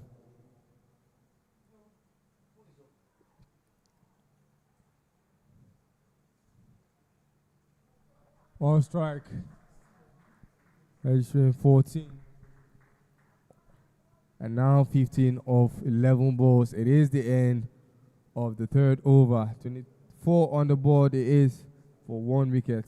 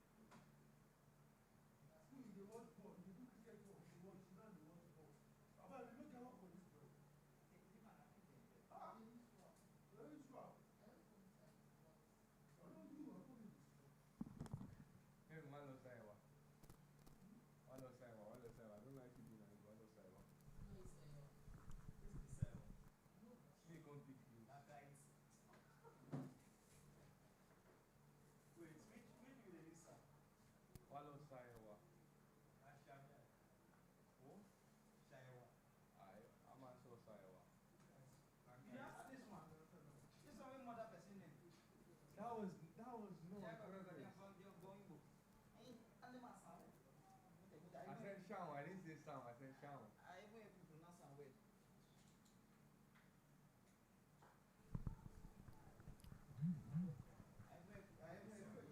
Front drive that did not yield any results. That was a dot ball. God's favor is the man coming from the Court of Appeal end. for the Tigers is about finding those release shots and occasional boundaries. And the boundaries, just like I said, a quick boundary for Solomon and the Middle Belt Tigers. 4 more runs after 2 dot balls in the start. Our 30 runs have been cleared, and it is 100 off 99 balls. The first bounce was properly dealt with. Didn't wait for that ball to achieve heights and just picked it and took advantage of the inner ring settings. Ayekun Daniel, David, and Muiz did a lot with the bat. The fielding side would need to compliment what they have done. Properly driven, but there is a fielder in place this time. And it is 1 more run. No fielders behind the batter as a long on and long off are being employed this time around. Alongside a fine leg, no fielder at the square leg region. A sleeps, backward point as well as covers. But the bowler has been bowling according to his field. Suleiman Rousseau with a big dive to keep himself in the batting crease for much longer. 1 more run. The runs certainly have slowed down after that maximum.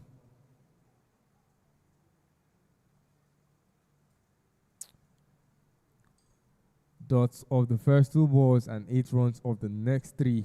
1 more ball of the 4th over of the power play. Agile as ever, Suleiman Rousseau wanting to take that run. Suleiman knowing fully well there was not much distance between the ball and the closest fielder, and nullified that run attempt. End of the 4th over 32. It is on the board for 1 wicket. The Tigers will need 98 of the next 96 balls.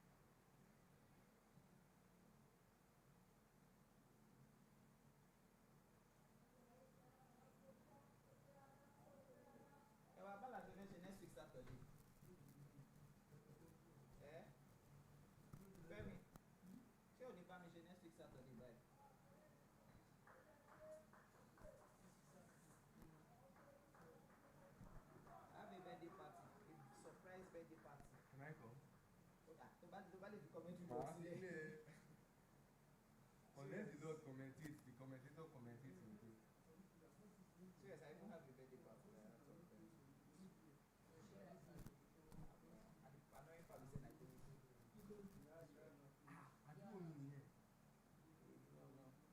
Yes, now my family is there.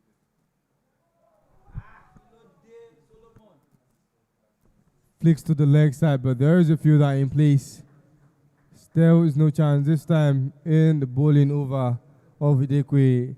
The long on and long off have been retracted into the infield, and a deep mid wicket employed, stopping any chance of a boundary of that ball from materializing.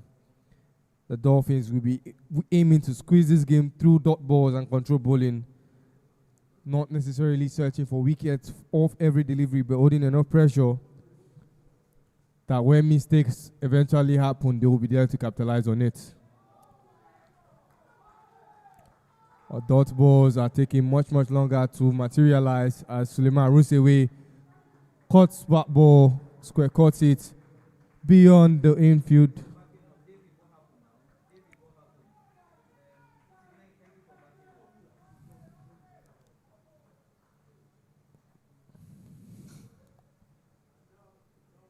Outside of stumps, just in the region that Suleiman Rusewe likes it.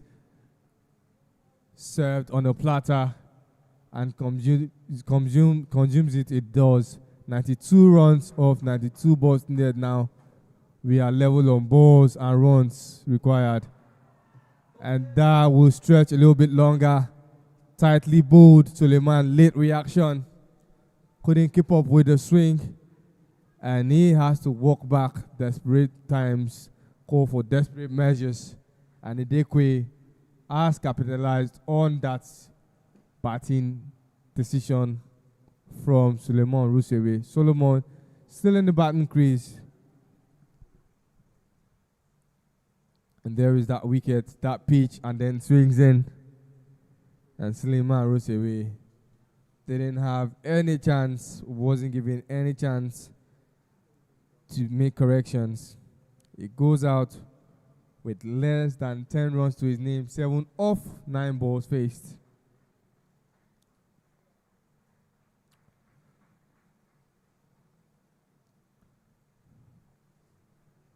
Very quickly, Palumi steps in, number 58.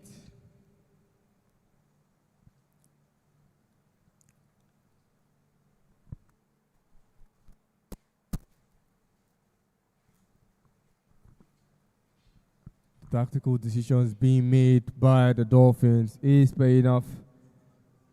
We're seeing constant adjustment of field placements and bowlers trying different plans. Previously, with a straight ball outside of the next ball, with that swing that took the wicket of Suleiman Rusewe, they are responding in real time to the pressure being applied.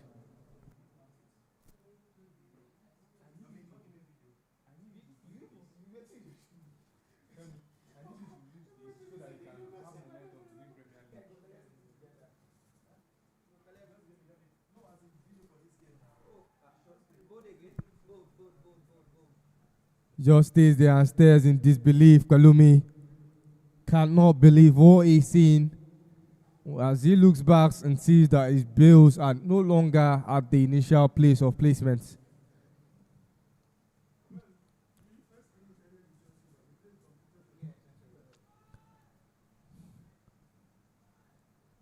Odeke already capitalizing on the pressure on the batting side, already into the middle order, and knowing just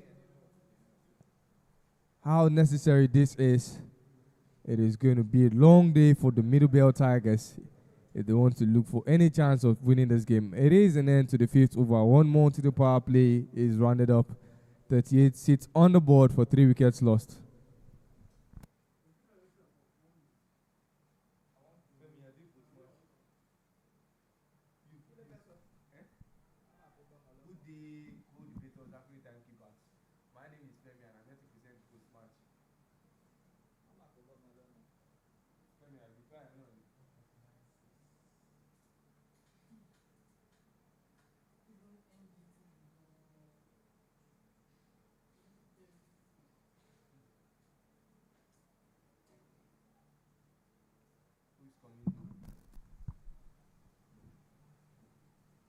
Wrapped up the bowling in the first inning for the Tigers.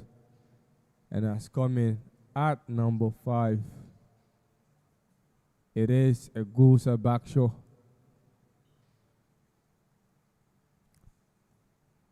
Though you will be starting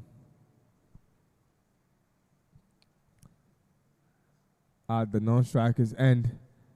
Solomon is still on strike, 28 of 17 balls. Plays off the front foot, but plays it to the fielder at long on. And Backshaw, who has just come in, has gone on strike.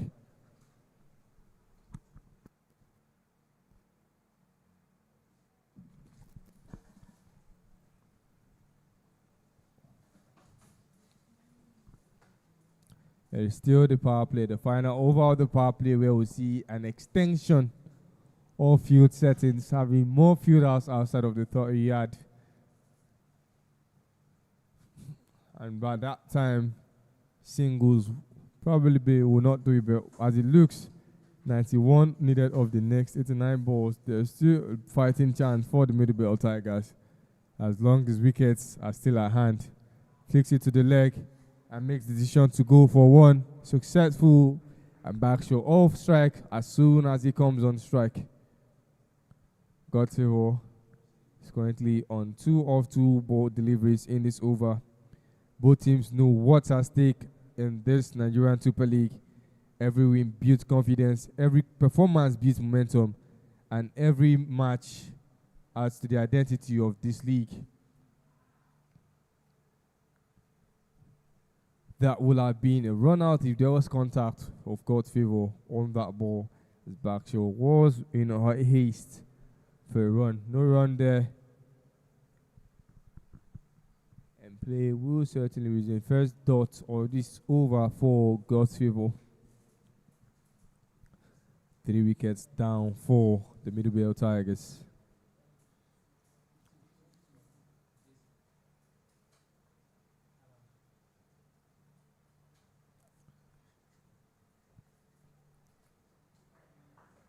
Flicks it, takes himself off strike. Solomon been very comfortable. 24 runs he's had and registered in this batting inning.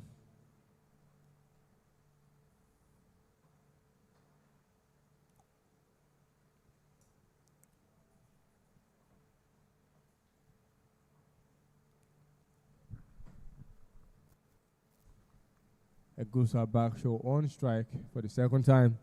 And then it's over. Bowls full, and he successfully flicks that. Does it race to the boundary? Yes, it does. The fielder chased, but chased in vain, as Yuli could escort that ball to the boundary ropes. Much in there for the Middle Belt Tigers. 85, it sits at 85 runs is what is left of the next 85 balls. Outside of leg, full toss. And Agusa didn't need to apply much power as that ball was already coming at a fast pace, and all he just had to do was redirect the trajectory. And that boundary was as a result of a very skillful batting.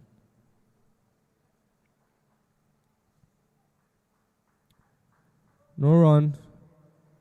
It is 45 for 3 wickets after 6 overs completed as we come to the end of the power play.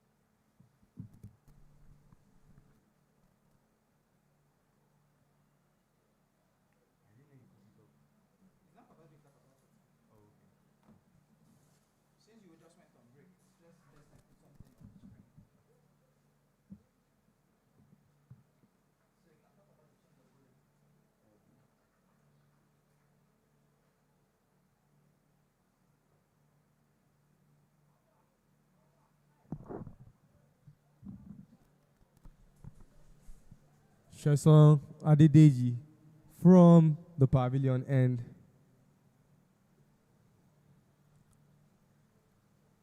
Coming in, spin bowling to Solomon. At this stage of this game, no side has taken full control yet. And that's exactly what makes this contest very intriguing. Cuts it into the gap and settles for one. Agusa, the man on strike. Tigers will be looking for that one partnership that can take them closer to the target a stand that can shift momentum and bring calm into the chase. Femi, reduce the volume. Femi, I'm not really liking what you're doing.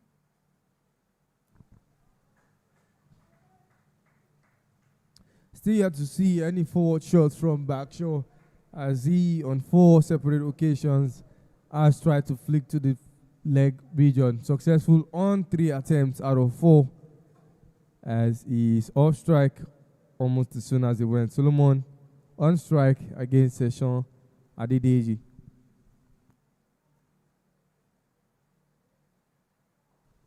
Off the back foot, but certainly does play too deep. There's a fielder in place and they will settle for 1 run.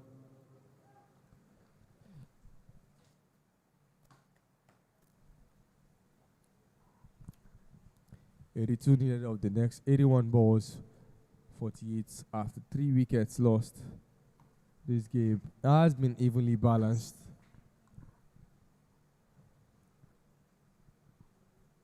A wicket now could shift momentum as well as a boundary.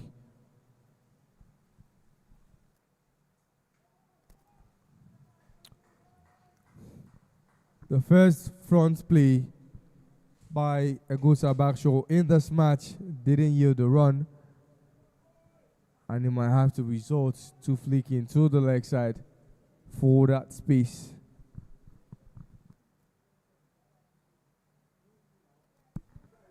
Shazam understands what he likes to do best and has decided to keep that ball just outside of the off region, avoiding the stumps completely and making Egosa this time around have to actually play off of his bat.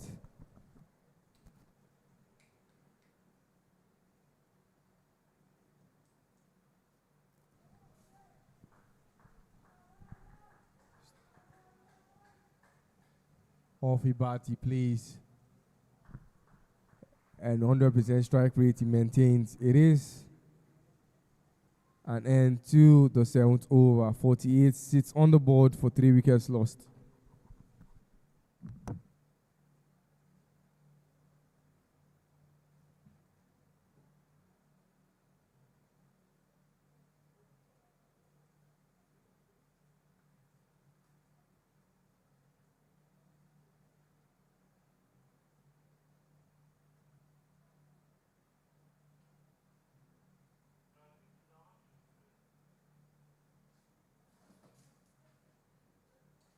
You want to use the restroom, Abi David? Femi and Timilengi, oh yeah, ball track. Femi and Timilengi, ball track. Do not miss a single ball. Femi and Timilengi, ball track. Do not miss a single ball. So David, you take 12 balls.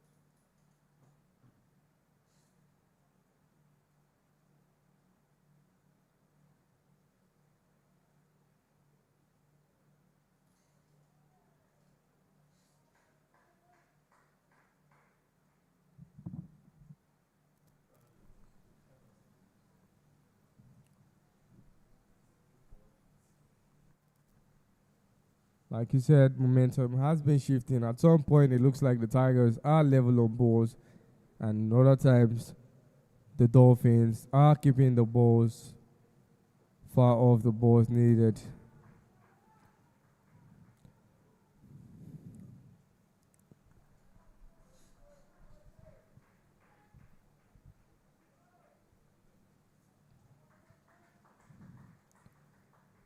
"80 now of 76 balls. Solomon is currently the third highest, has currently at the third highest individual score in the Nigerian Super League. 27 it sits at. Just 5 runs shy of the new tournament best. 4 shy of equaling David and Ajikun Daniel at the top, who both sit with 31 runs apiece for best in highest individual score.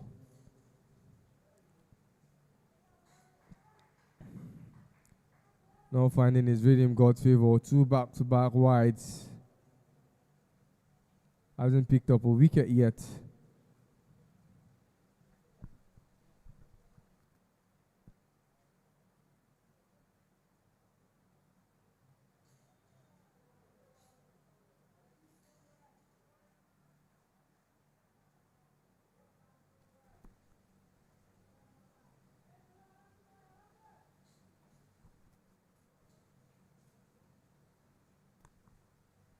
Every time a ball is a dot, it is pressure.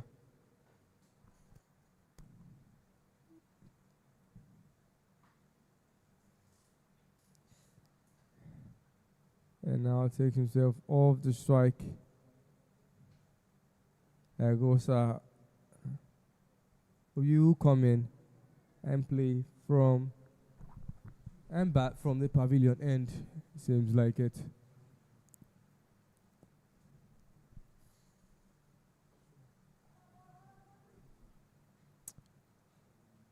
Redirects and off shots off ball to the leg side and settles for 1 run.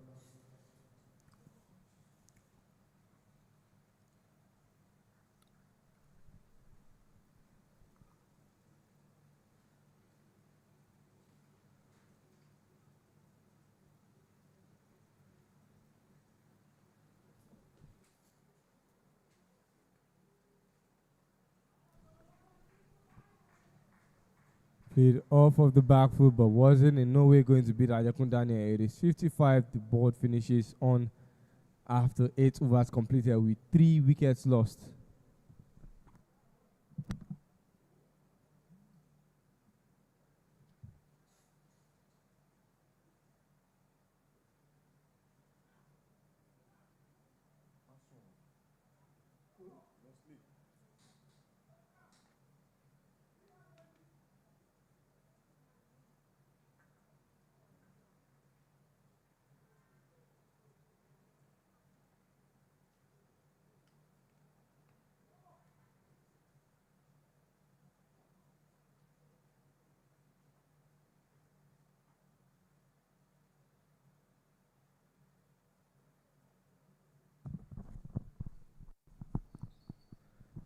Session for a second over.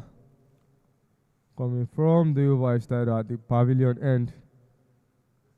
Not gotten a wicket, but certainly on a very reasonable score with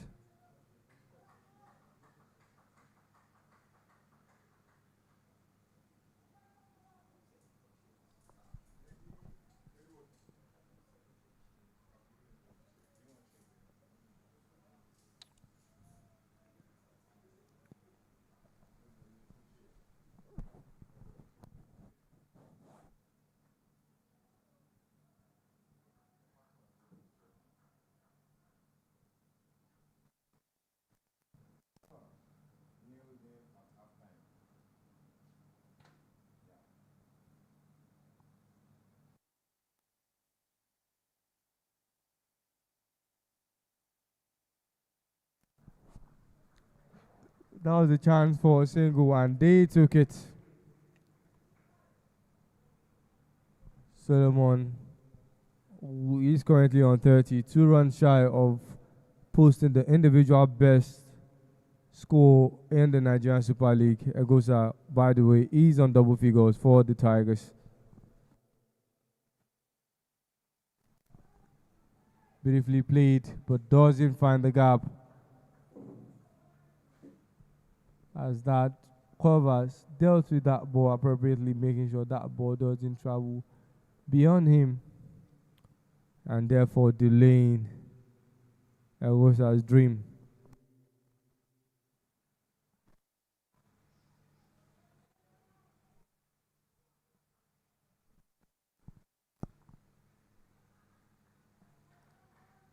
Consistently, they have been running between the wickets.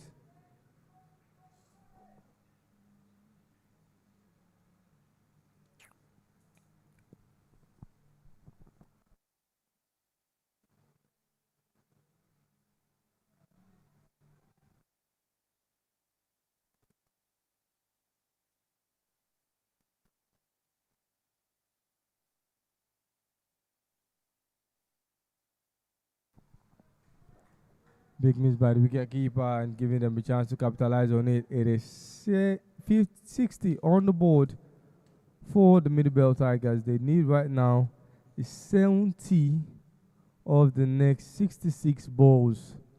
It is that not much of a huge task, but if the middle order have to come in and bat, then it will be quite very difficult. The tail end, my corrections, then it will be quite very difficult in terms of chasing this runs total.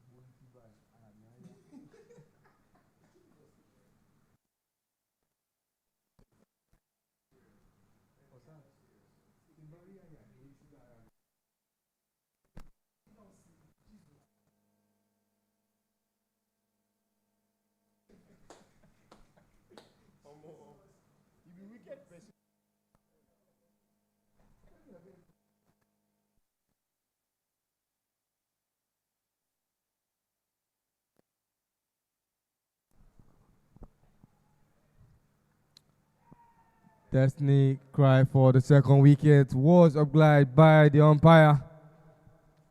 An LBW appeal has been granted. And Solomon, who currently has the highest individual score for any batter. Sorry, my corrections.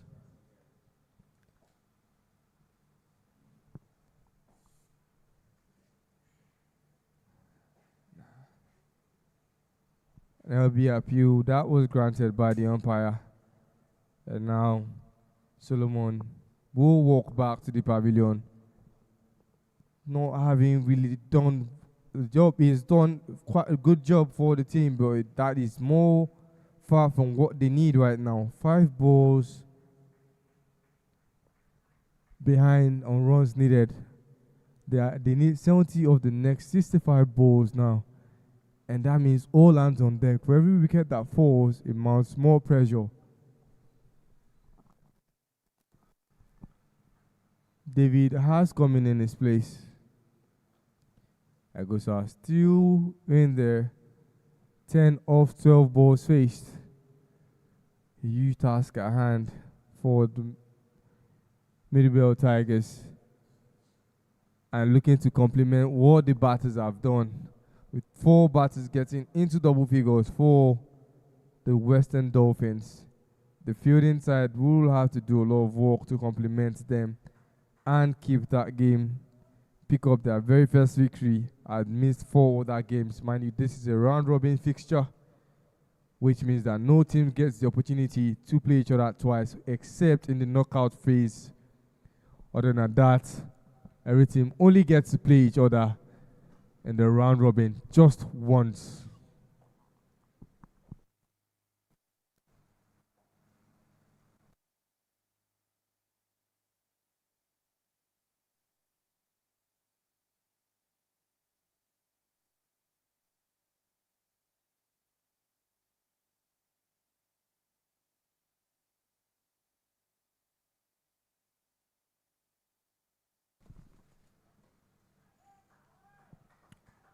Beautifully played off the front foot.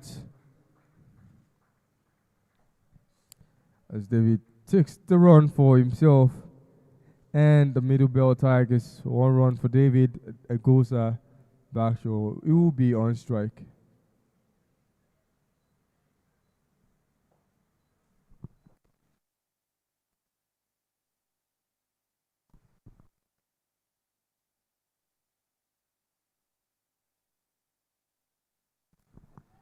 Both shots and sends to the boundary for 4.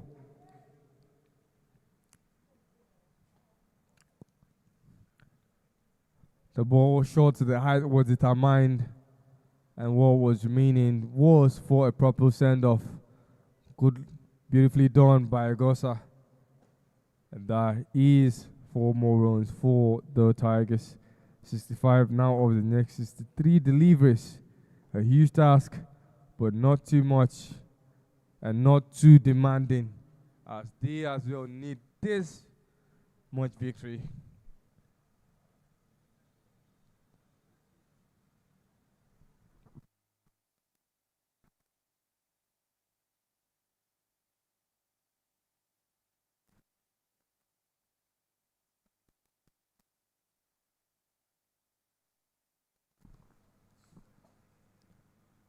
Too much adjustment to the arms as that ball goes wide.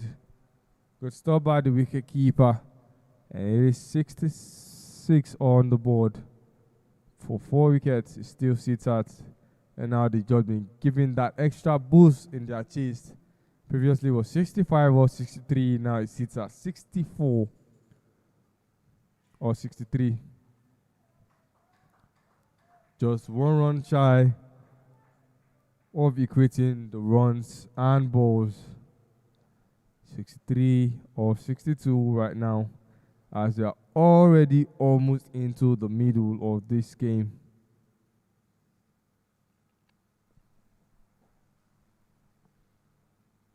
David on strike.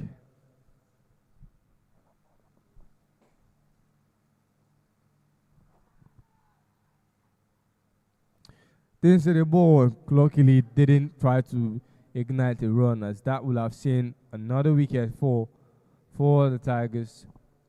It goes on strike, off strike, telling David to be as calm as possible and select shots.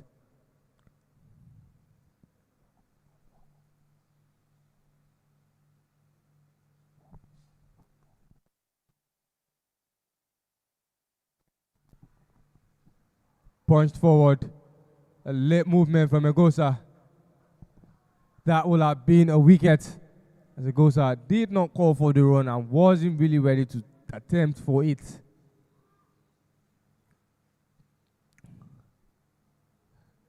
That late pickup by the captain Vincent would have seen the Tigers lose the 5th wicket, but they survived that scare and end to the 10th over. It is 68 on the board for 4 wickets lost, which now means that they will be needing 62 of the next 60 balls. A couple boundaries and quick fits running between the wicket will do.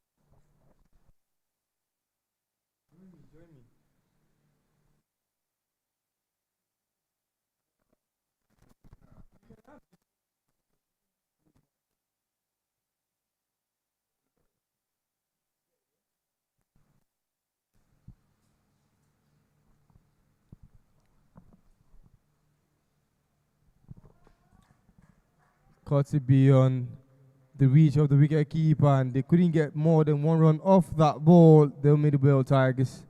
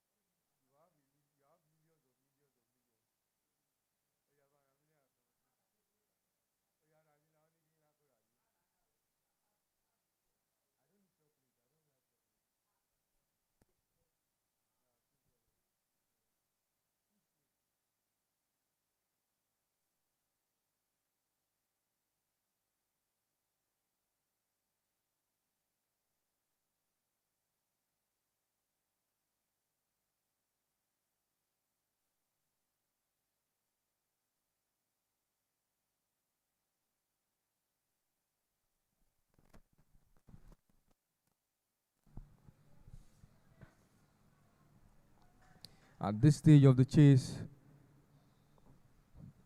the target is getting clearer. The batting side still have a lot of work to do, and the fielding side know that every ball that is dot and every tight over is building pressure on the scorecard, and they will need to get all hands on deck, the bowlers and the fielders as well as the batters. Everyone has roles to play.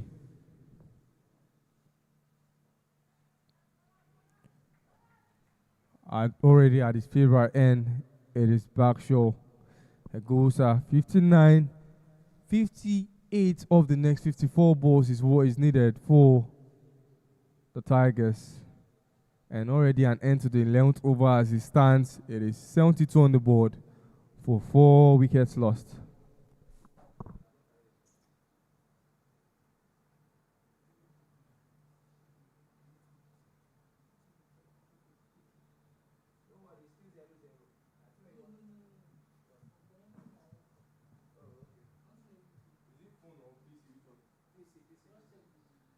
It's still on now.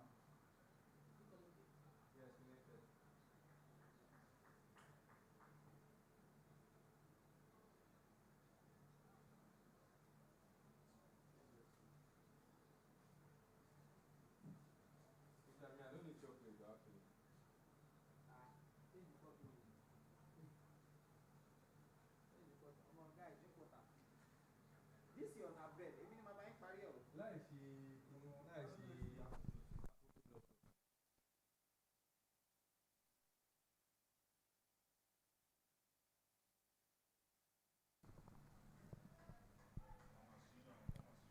Straight down it goes, but not to the boundary ropes.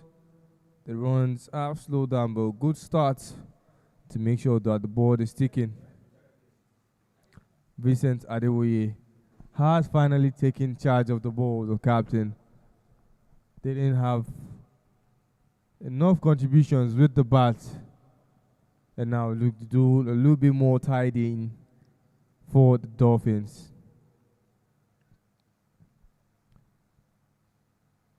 Next, the back end of the bat and almost into his wicket, David Ankra.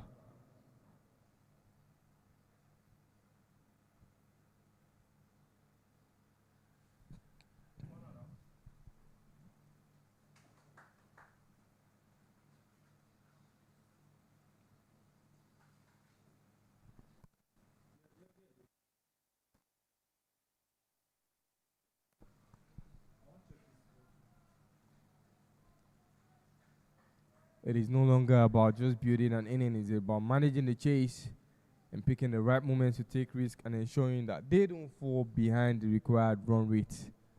Required being 6.71, and they're not slightly behind, they're not that far behind with 6.35.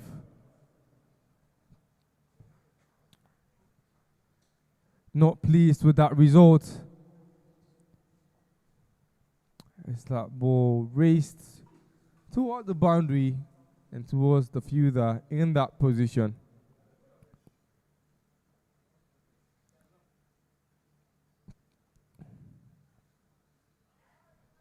Cuts it, and that gives them a chance to take a run. Does it go to? No, he even goes for more, and that is a boundary. 4 more runs to ease the pressure on the batting side. It has been nothing but straight comfort, but for Egosa Backshaw.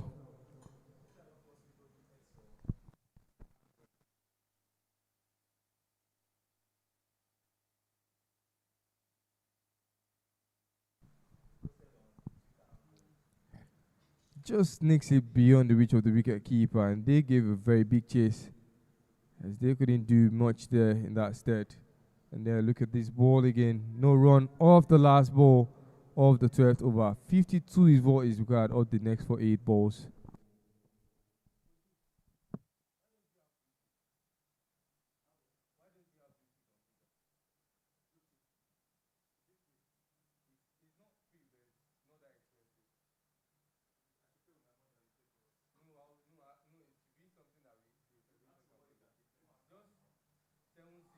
Next time they will ask him is, how many people you use Twitter? Twitter now. It's just that you don't, but people do. 7-6.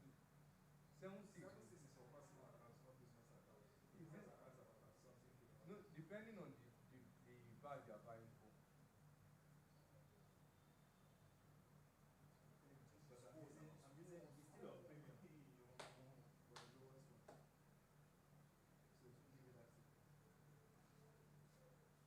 Wait, is it the blue one? Is it the blue one is that 6? How much gonna be orange? I be go to.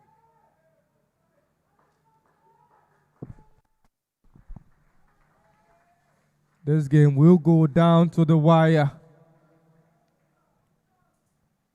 Momentum has not really stayed on one side for too long, as the middle belt Tiger currently looking to be in control, and there is that boundary of Sessions ball, anticipated that bounce, and just angles the bat at the right region to the gap. 48 of 47, and this game is going even further. Try to advance, stays back, and they will settle for 1 run. A total that looked very defendable for the Dolphins is looking very, very much achievable for the Tigers.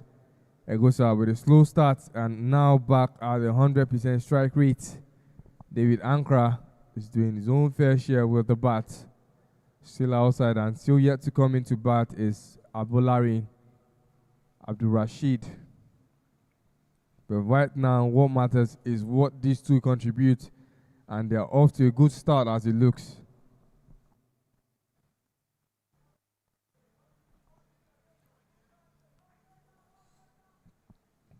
A lot of running has been done in between the wickets between these two, and you can tell by the exhaustion signal from David Ankara requesting for water at the end of the over. They've done a lot of running and they need fueling.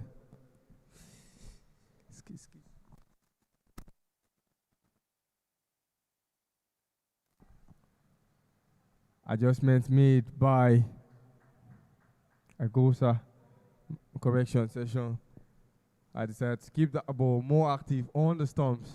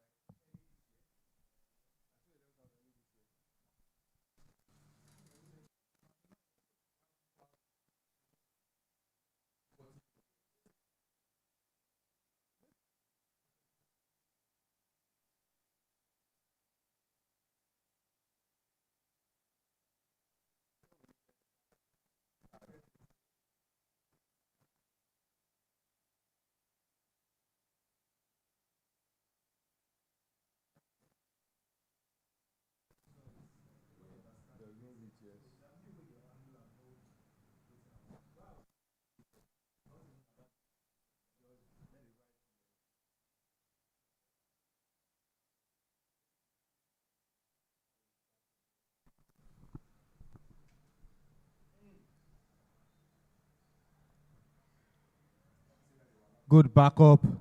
Start ball had gone beyond Ajekun Daniel. And a lovely backup by the fielder at Gully region. Udwa Kingsley didn't have anything to do with the batter. Certainly hasn't had anything to do on the ball yet. As what matters right now is that the team crosses the finish line with those 2 points. outside off and wasn't dealt with by David Ankra. 39 balls it was remaining and 6 runs shy of equating that skill.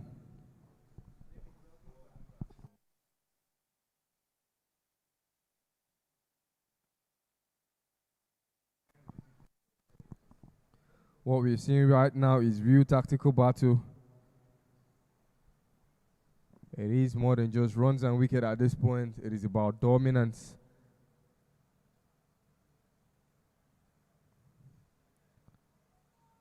Losing a game just means you need to win more, and that mounts more pressure as any team who loses, as only 4 teams can advance into the playoff rounds, which means that number 5 and number 6 would not get another chance in the playoff, and as a result, all the teams right now have to put hands on deck. This is big. Does it get to the rope? Yes, it does. Big attempt, but wasn't enough. Give me a big dive of trying to stop the ball from reaching the boundary, but all he could do was hit that ball and just changing the direction and helping that ball glide past the ropes. That was the big dive attempt. Even had to employ some crawling into that attempt to stop the ball, but none of it was enough. And just as it looked like the Dolphins were in control, the middle belt have seized it again, the middle belt Tigers. 41 of 38. Flicks it to the leg side, and they take one, wanting to. Oh, Backshaw has not really been active in terms of running for multiple run opportunities. He's on strike now, last ball of the 14th over. It is still within fighting chance. 40 of 37. A boundary as it stands could equate balls and runs needed. And that was freely gifted. 4 runs.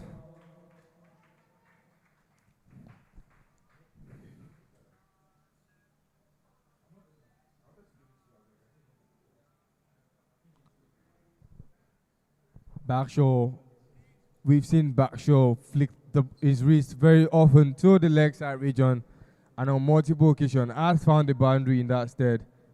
He gets that boundary again, and like I said, the runs and the balls are being equated. 36 runs is what's needed of the next 36 balls.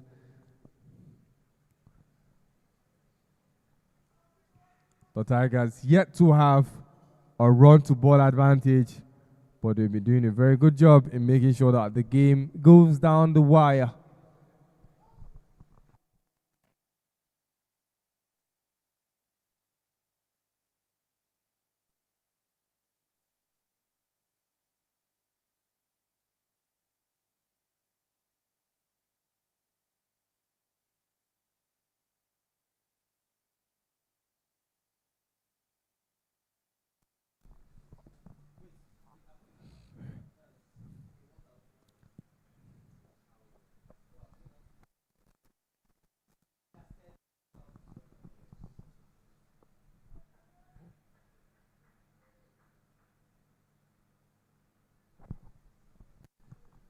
The key right now for the Tigers is batting partnership and composure.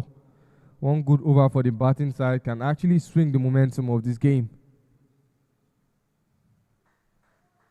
And for the first time in this batting inning, the Tigers who have a run to ball advantage, currently needing 35 of the next 36 balls. The first time that they've had lesser runs than balls remaining.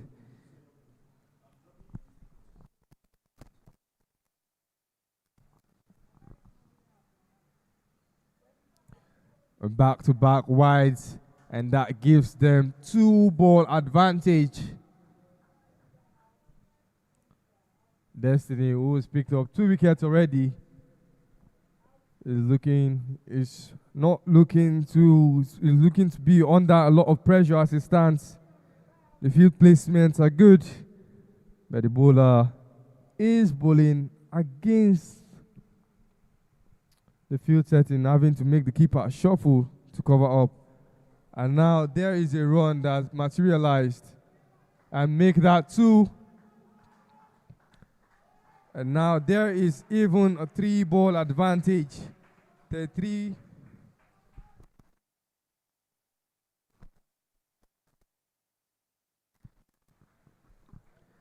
2 runs off the next 35. A fielding error. And they will take advantage of that. A game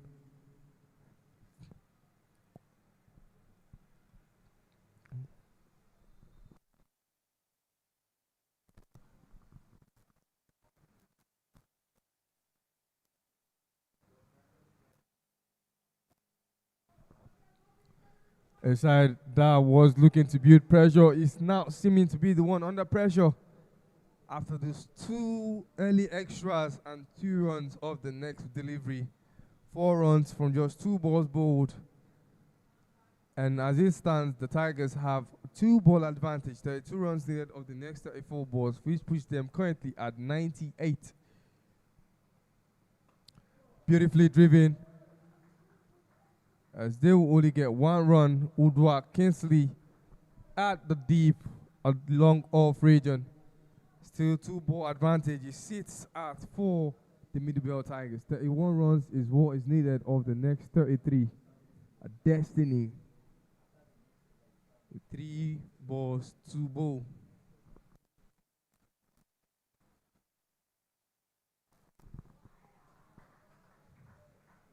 Off the back foot and punched into the gap. Settles for 1. And that rounds up the field for the Middlebelt Tigers. 100 he sits out on the board. As they are needing just 30 more runs now of the next 32 balls. Still having that extra 2-ball advantage as they will need it as the game pushes down to the very end. Both full and flick to the leg. Will they go for 1? They go for 1 and they go for a second. Successfully and having themselves again a 3-ball advantage. It is 28 runs of the next 31 balls.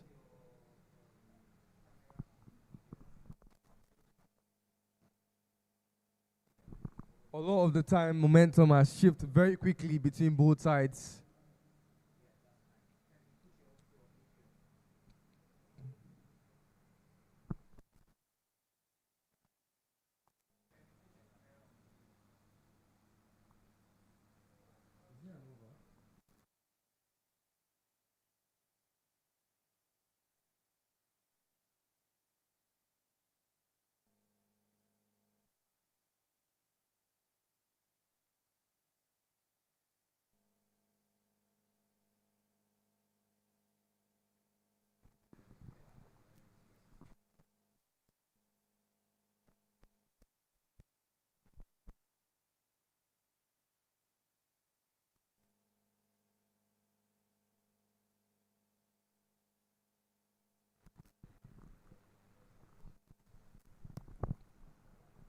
The wicket has been repaired. The wicket has been repaired and play can now resume.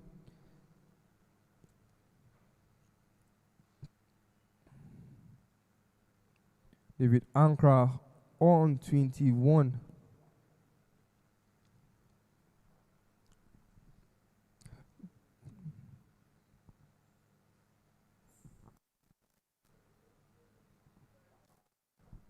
Final ball of the 15th over with a 3-ball advantage for the Middlebelt Tigers.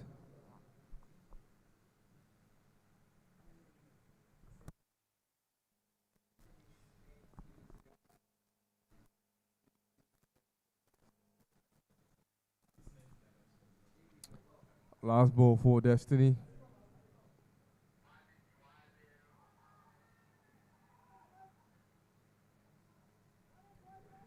Huge attempt for a run out. A direct throw attempted. Didn't materialize with good backup to prevent any extra run.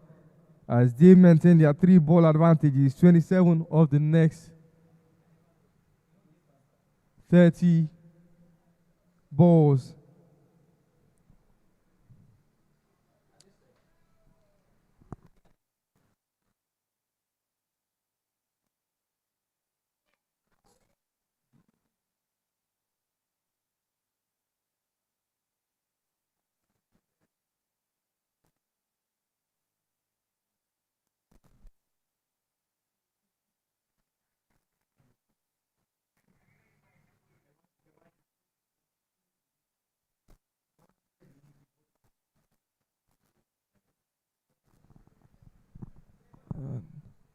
The dive attempt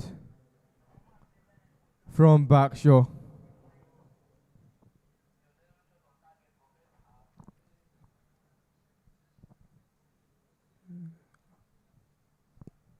That is the end of the 15 over 103. Sits at for 4 wickets lost. Still maintaining their 3-ball advantage, 27 of 30.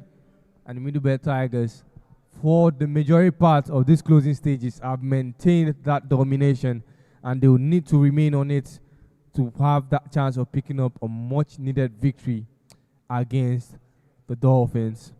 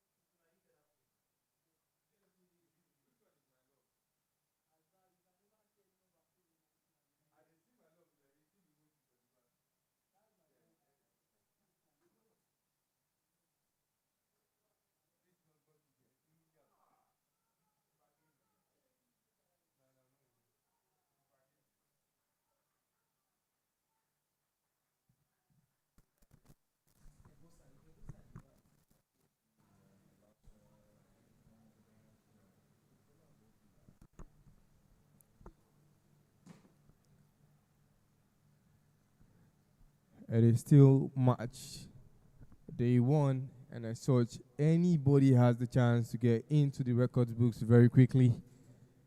Agosa, who is currently on 29, just 5 runs shy of breaking his teammates' record and setting himself as setting the highest individual score in this Nigerian Super League.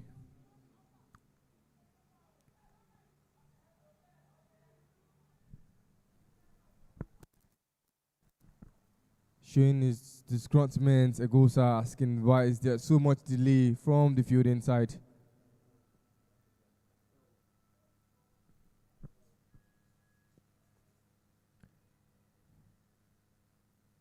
Coming into bowl, it is Vincent coming around the wicket this time. And flicked round, and they get that much needed run, still maintaining that 3-ball advantage in their deck.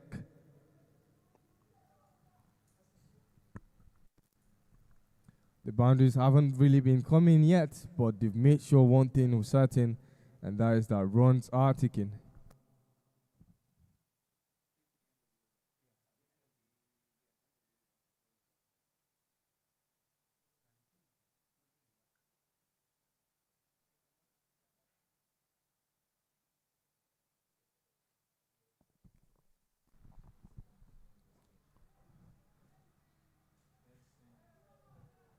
Every attempt to stop a single from materializing just doesn't actualize.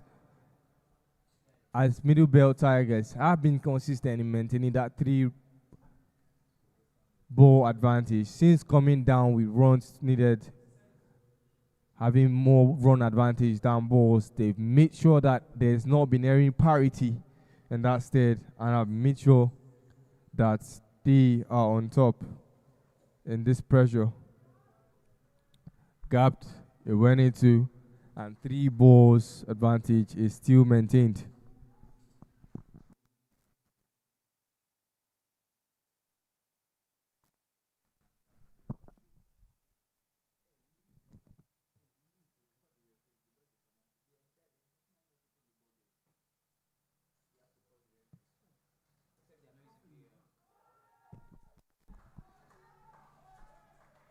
Beautiful played by David Ankra.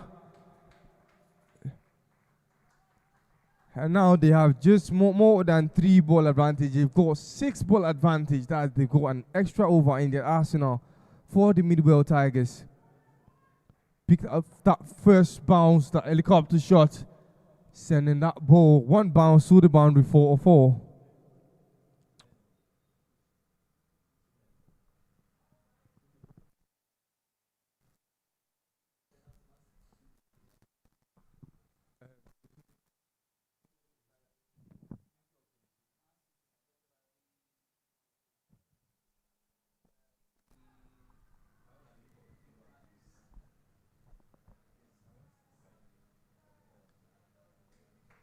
Maintained a 3-ball advantage. Now it is sitting at 6, and they are still maintaining it.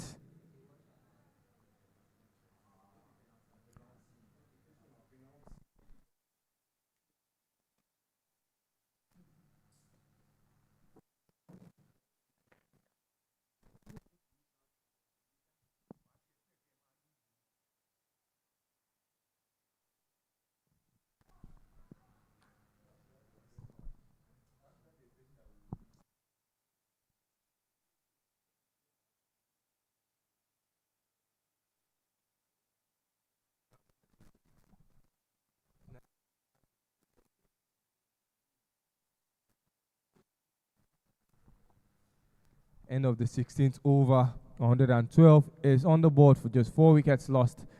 Egusa and David Ankra building up a beautiful partnership with 18 runs needed of the next 24 balls as it stands.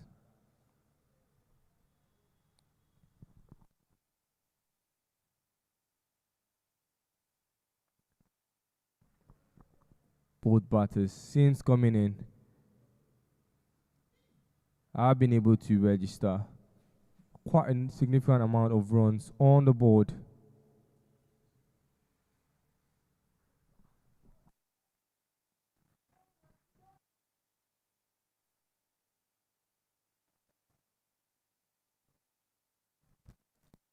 The target is still 130, but 18 runs is what will be required. Ankra, David, and Egosa Backshaw.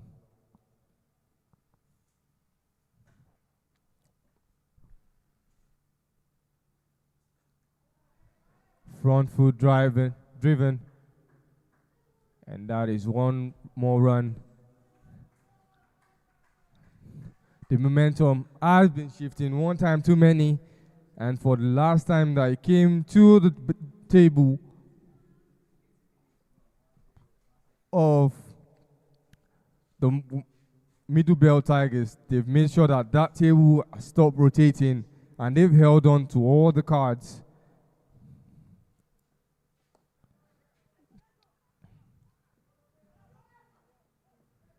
They'll need to employ more of the arsenal to break this partnership. Egusa currently level on the batting card with his teammate Solomon Chilimana, who at the moment was and still is joint individual highest run scorer of this tournament. Egusa with a chance to usurp him, and that chance will be delayed as Egusa will have to walk back to the pavilion having contributed a fair share of the runs and helping elevate pressure from the Middle Belt Tigers, at least for a while. They still have a 5-ball advantage, or 4-ball advantage in my corrections. In my correction, the 5-ball advantage, there's that bounce. And there was no much intention behind that shot, and that ball just ends up in the hands of the short fine leg.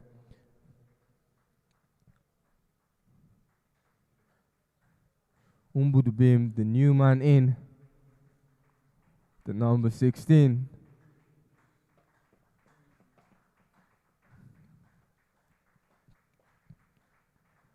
It walks out with applause.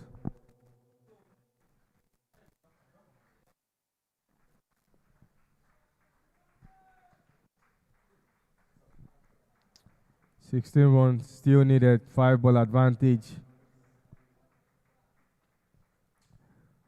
This game would certainly drag out the wire.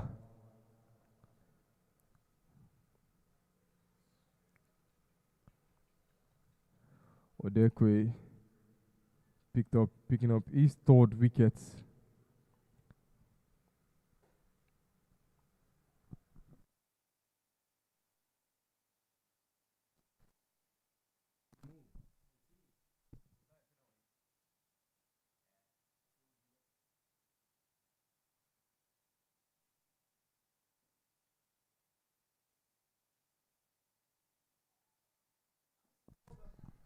Back-to-back wickets.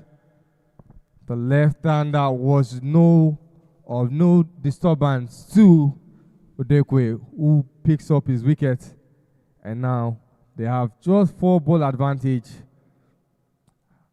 as momentum is slowly shifting back forcefully into the hands of the Western Dolphins.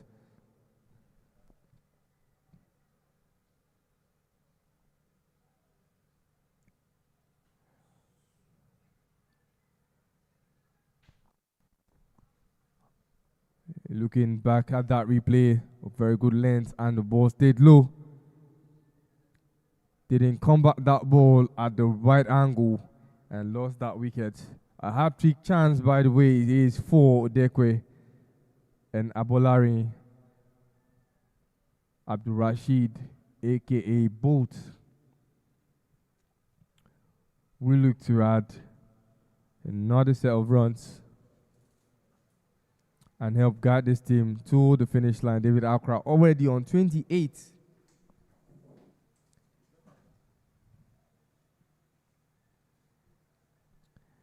As it stands, that is one of the best individual totals for today. Before this match, only 4 batters had gotten into 20-run mark. And in the first inning, we saw another 4, taking the total to 8. And in this inning, we've seen 3 batters. We have 11 batters scoring beyond 20 runs, with 5 of them hitting 30 runs contribution for their side.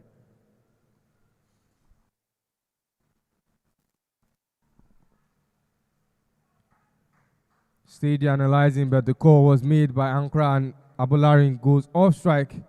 A leg by signal by the umpire, but he adds to the board. 15 of the next 19 balls, still having a 4-ball advantage, and all you just have to do is click down.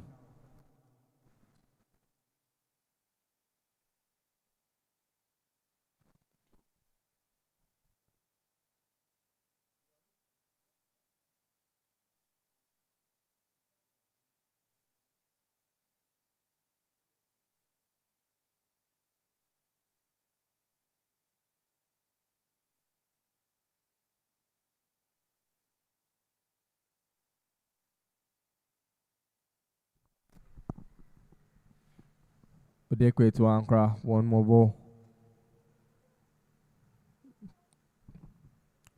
And into the 16th, 17th over. And now we're back to how it all started. 3-ball advantage sits at for the the Middlebelt Tigers. 15 runs is what is needed of the next 18 balls. This game certainly will be going down the wire. We're heading towards what promises to be a thrilling final phase in this match, the second match of the Nigerian Super League.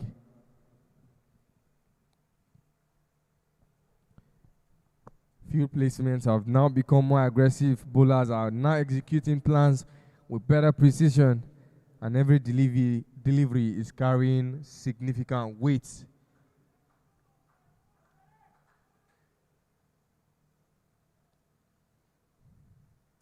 Abdullah Rashid on strike for the second time in this innings since coming on. Hasn't registered a run on the bat for himself. The only run coming off a leg by. It is time to do a little bit of bat work. Vincent with his final over. Driving forward and taking advantage of that space. 14 runs is what's required now as 0 runs keep going downwards, still maintaining the 3-ball advantage. Momentum had forcefully shifted to the Western Dolphins, and the Tigers are trying to bring back that side of the table towards their end.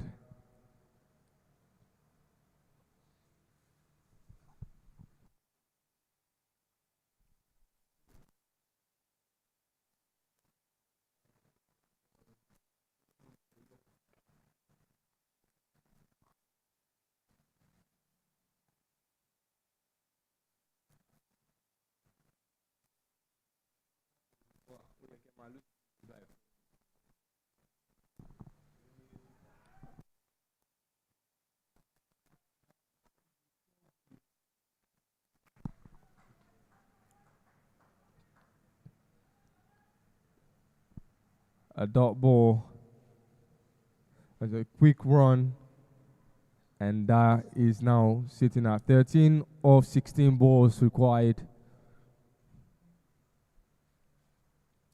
3-ball advantage is there. Bolari and Abdul Rashid still on strike.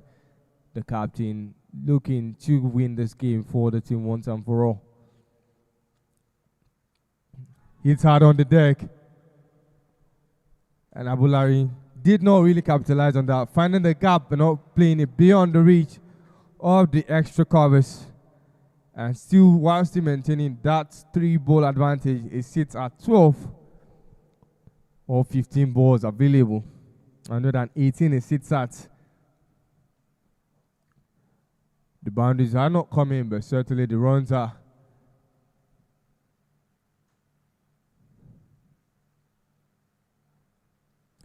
In the air, and it's a maximum.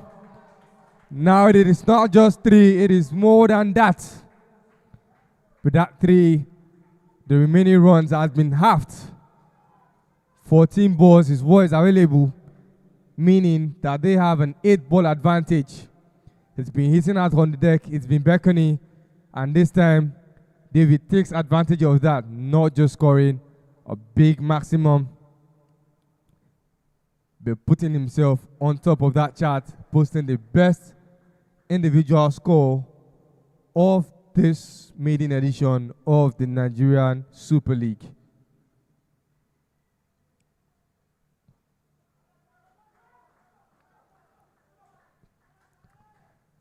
Five runs is not what is required. Momentum has dropped. Certainly, the table was slowly tilting to the Middlebelt Tigers, and as soon as it came and tilted towards that region, they made sure to maximize it at least and try and push up. If no wickets should fall, this game is to their taking. Last ball of the 18th over, Vincent to Abolari, and they take 1 run.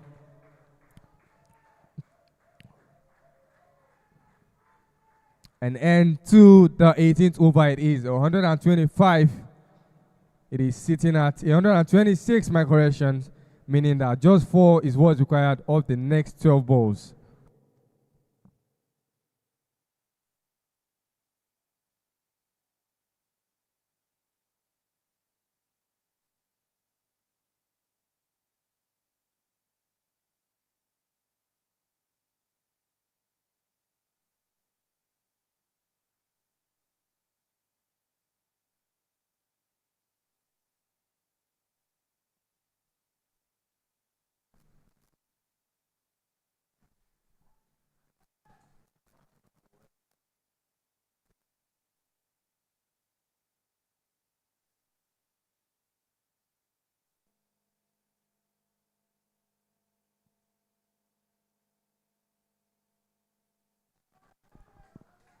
Smell the leather for Abulari Abdul Rashid.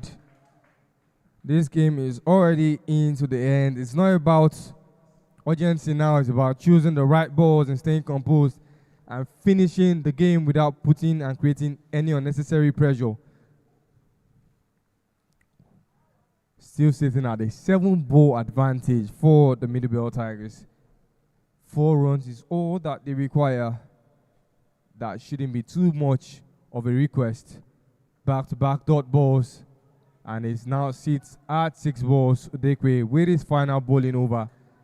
3 overs bowled and hasn't given double figures of runs yet. 4 for 9 is what he has on the board. The field is likely to be packed. The atmosphere as it sits is very tense, and every single delivery will now feel heavier than the last.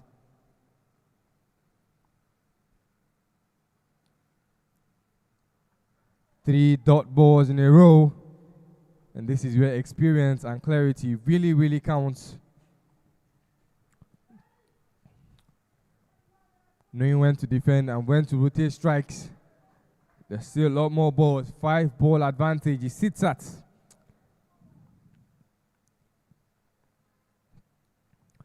Just a few runs needed, few balls remaining. Still to play for the final phase of this inning.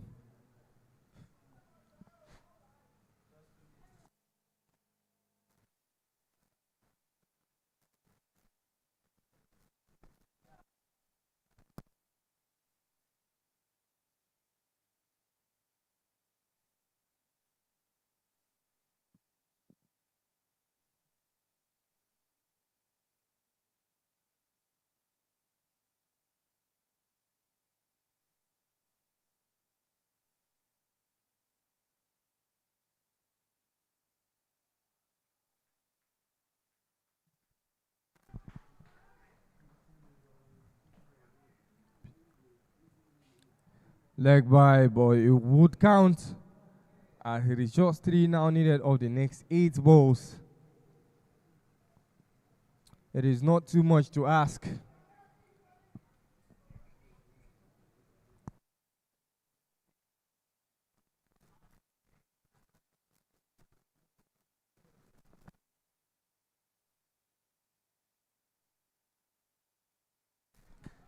And that is it. That is it, ladies and gentlemen. The Middlebelt Tigers have done it. They held their nerves and finished this game chasing successfully in this thrilling encounter of the Nigerian Super League. That is going beyond the reach of the wicket keeper. And as frequently as momentum was being rotated, it is the Middlebelt Tigers who have the last laugh. David Ankra going down the wire and finishing this game off, pairing with Abolari Abdul Rashid. You could feel the tension right up to the final moments, and that's what T20 cricket delivers: pressure, excitement, and movement that test both skills and temperament. Looking at the match summary, it is David Abibode of 31 alongside Ajakun Daniel. Muiz able to register 25. Suleiman Rusiri was the only one picking 2 wickets with 1 apiece for Egosa and Destiny. In the Middlebelt Tiger, David Naankra with the new highest individual total of 40. 33-33 for Solomon and Egosa Destiny. Udeke Chimile picking up 4 wickets, but that wasn't enough. And Destiny Chile Maya with 2 wickets to his name. Jubril with another fantastic bowling figure, but no wickets. Middlebelt winning by 4 wickets. And I will see you at the post-match presentation.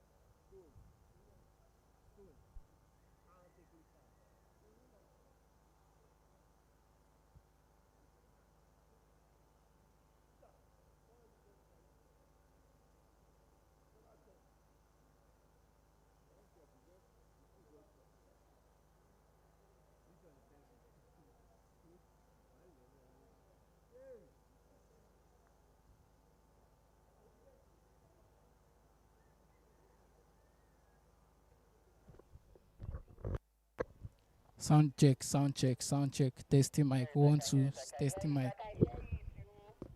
I have to shout now. I already win now.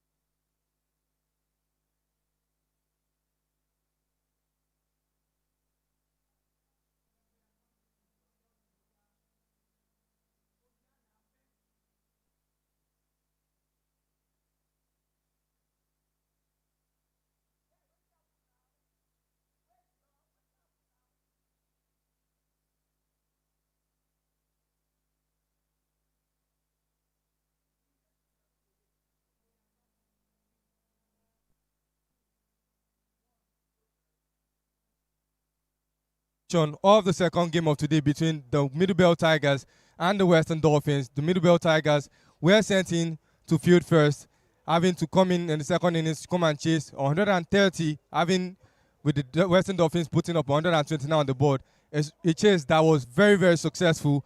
And first of all, we'll call the captain of the side of the Western Dolphins, who had won the toss earlier today. Vincent Adewoye, good game, I would say. I would commend you for that. But at what point did you guys lose momentum and hold of the game? I feel in the middle of us, we got quick wickets, so we let it down in the middle of us. Our fielding was what let us down eventually. Yes.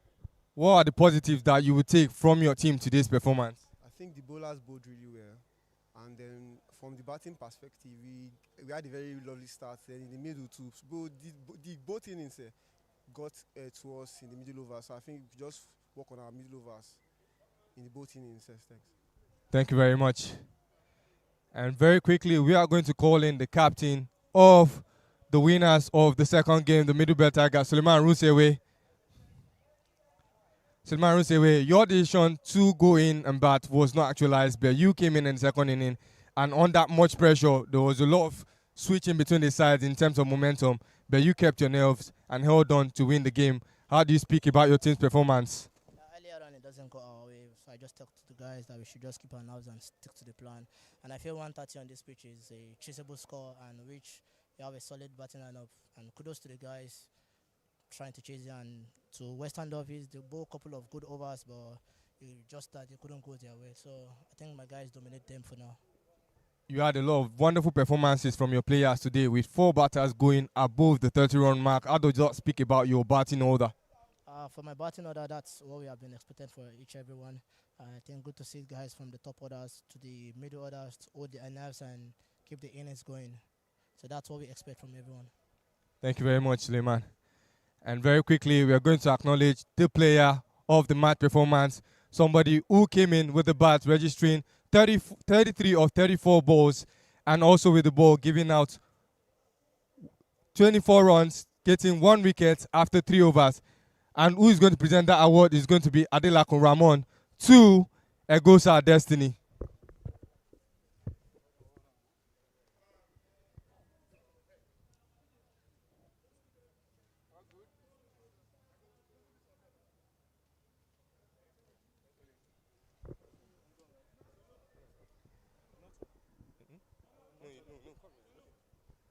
Egosa, you at some point in the match, you were being tested, especially in the first inning when we were bowling. How did you manage to come back from that and help your team take the game down to the wire? Yeah, you know, it's cricket. Things happen. It was really tough for us in the first innings. We tried to get ourselves back together as a team and try to unite ourselves and come back stronger. That's what cricket is all about, coming back stronger. Yeah, we are not surprised at seeing this level of performances from you, but this is a new structure for the Nigerian Cricket Federation and Nigerian cricket as a whole. How far have you assessed not just your team's performance, but the tournament so far? Yeah, kudos to the organizers of the Nigerian Super League. Fantastic organization, down to the officiating, the players, the coordination, everything. Everybody were fantastic today. Thank you very much, Augusta. Thank you very much. And that is it from the middle. 2 games today, 2 games completed, 2 more games tomorrow. And we'll see you for another round of fixtures at this same ground at the TBS Cricket Over. Thank you very much.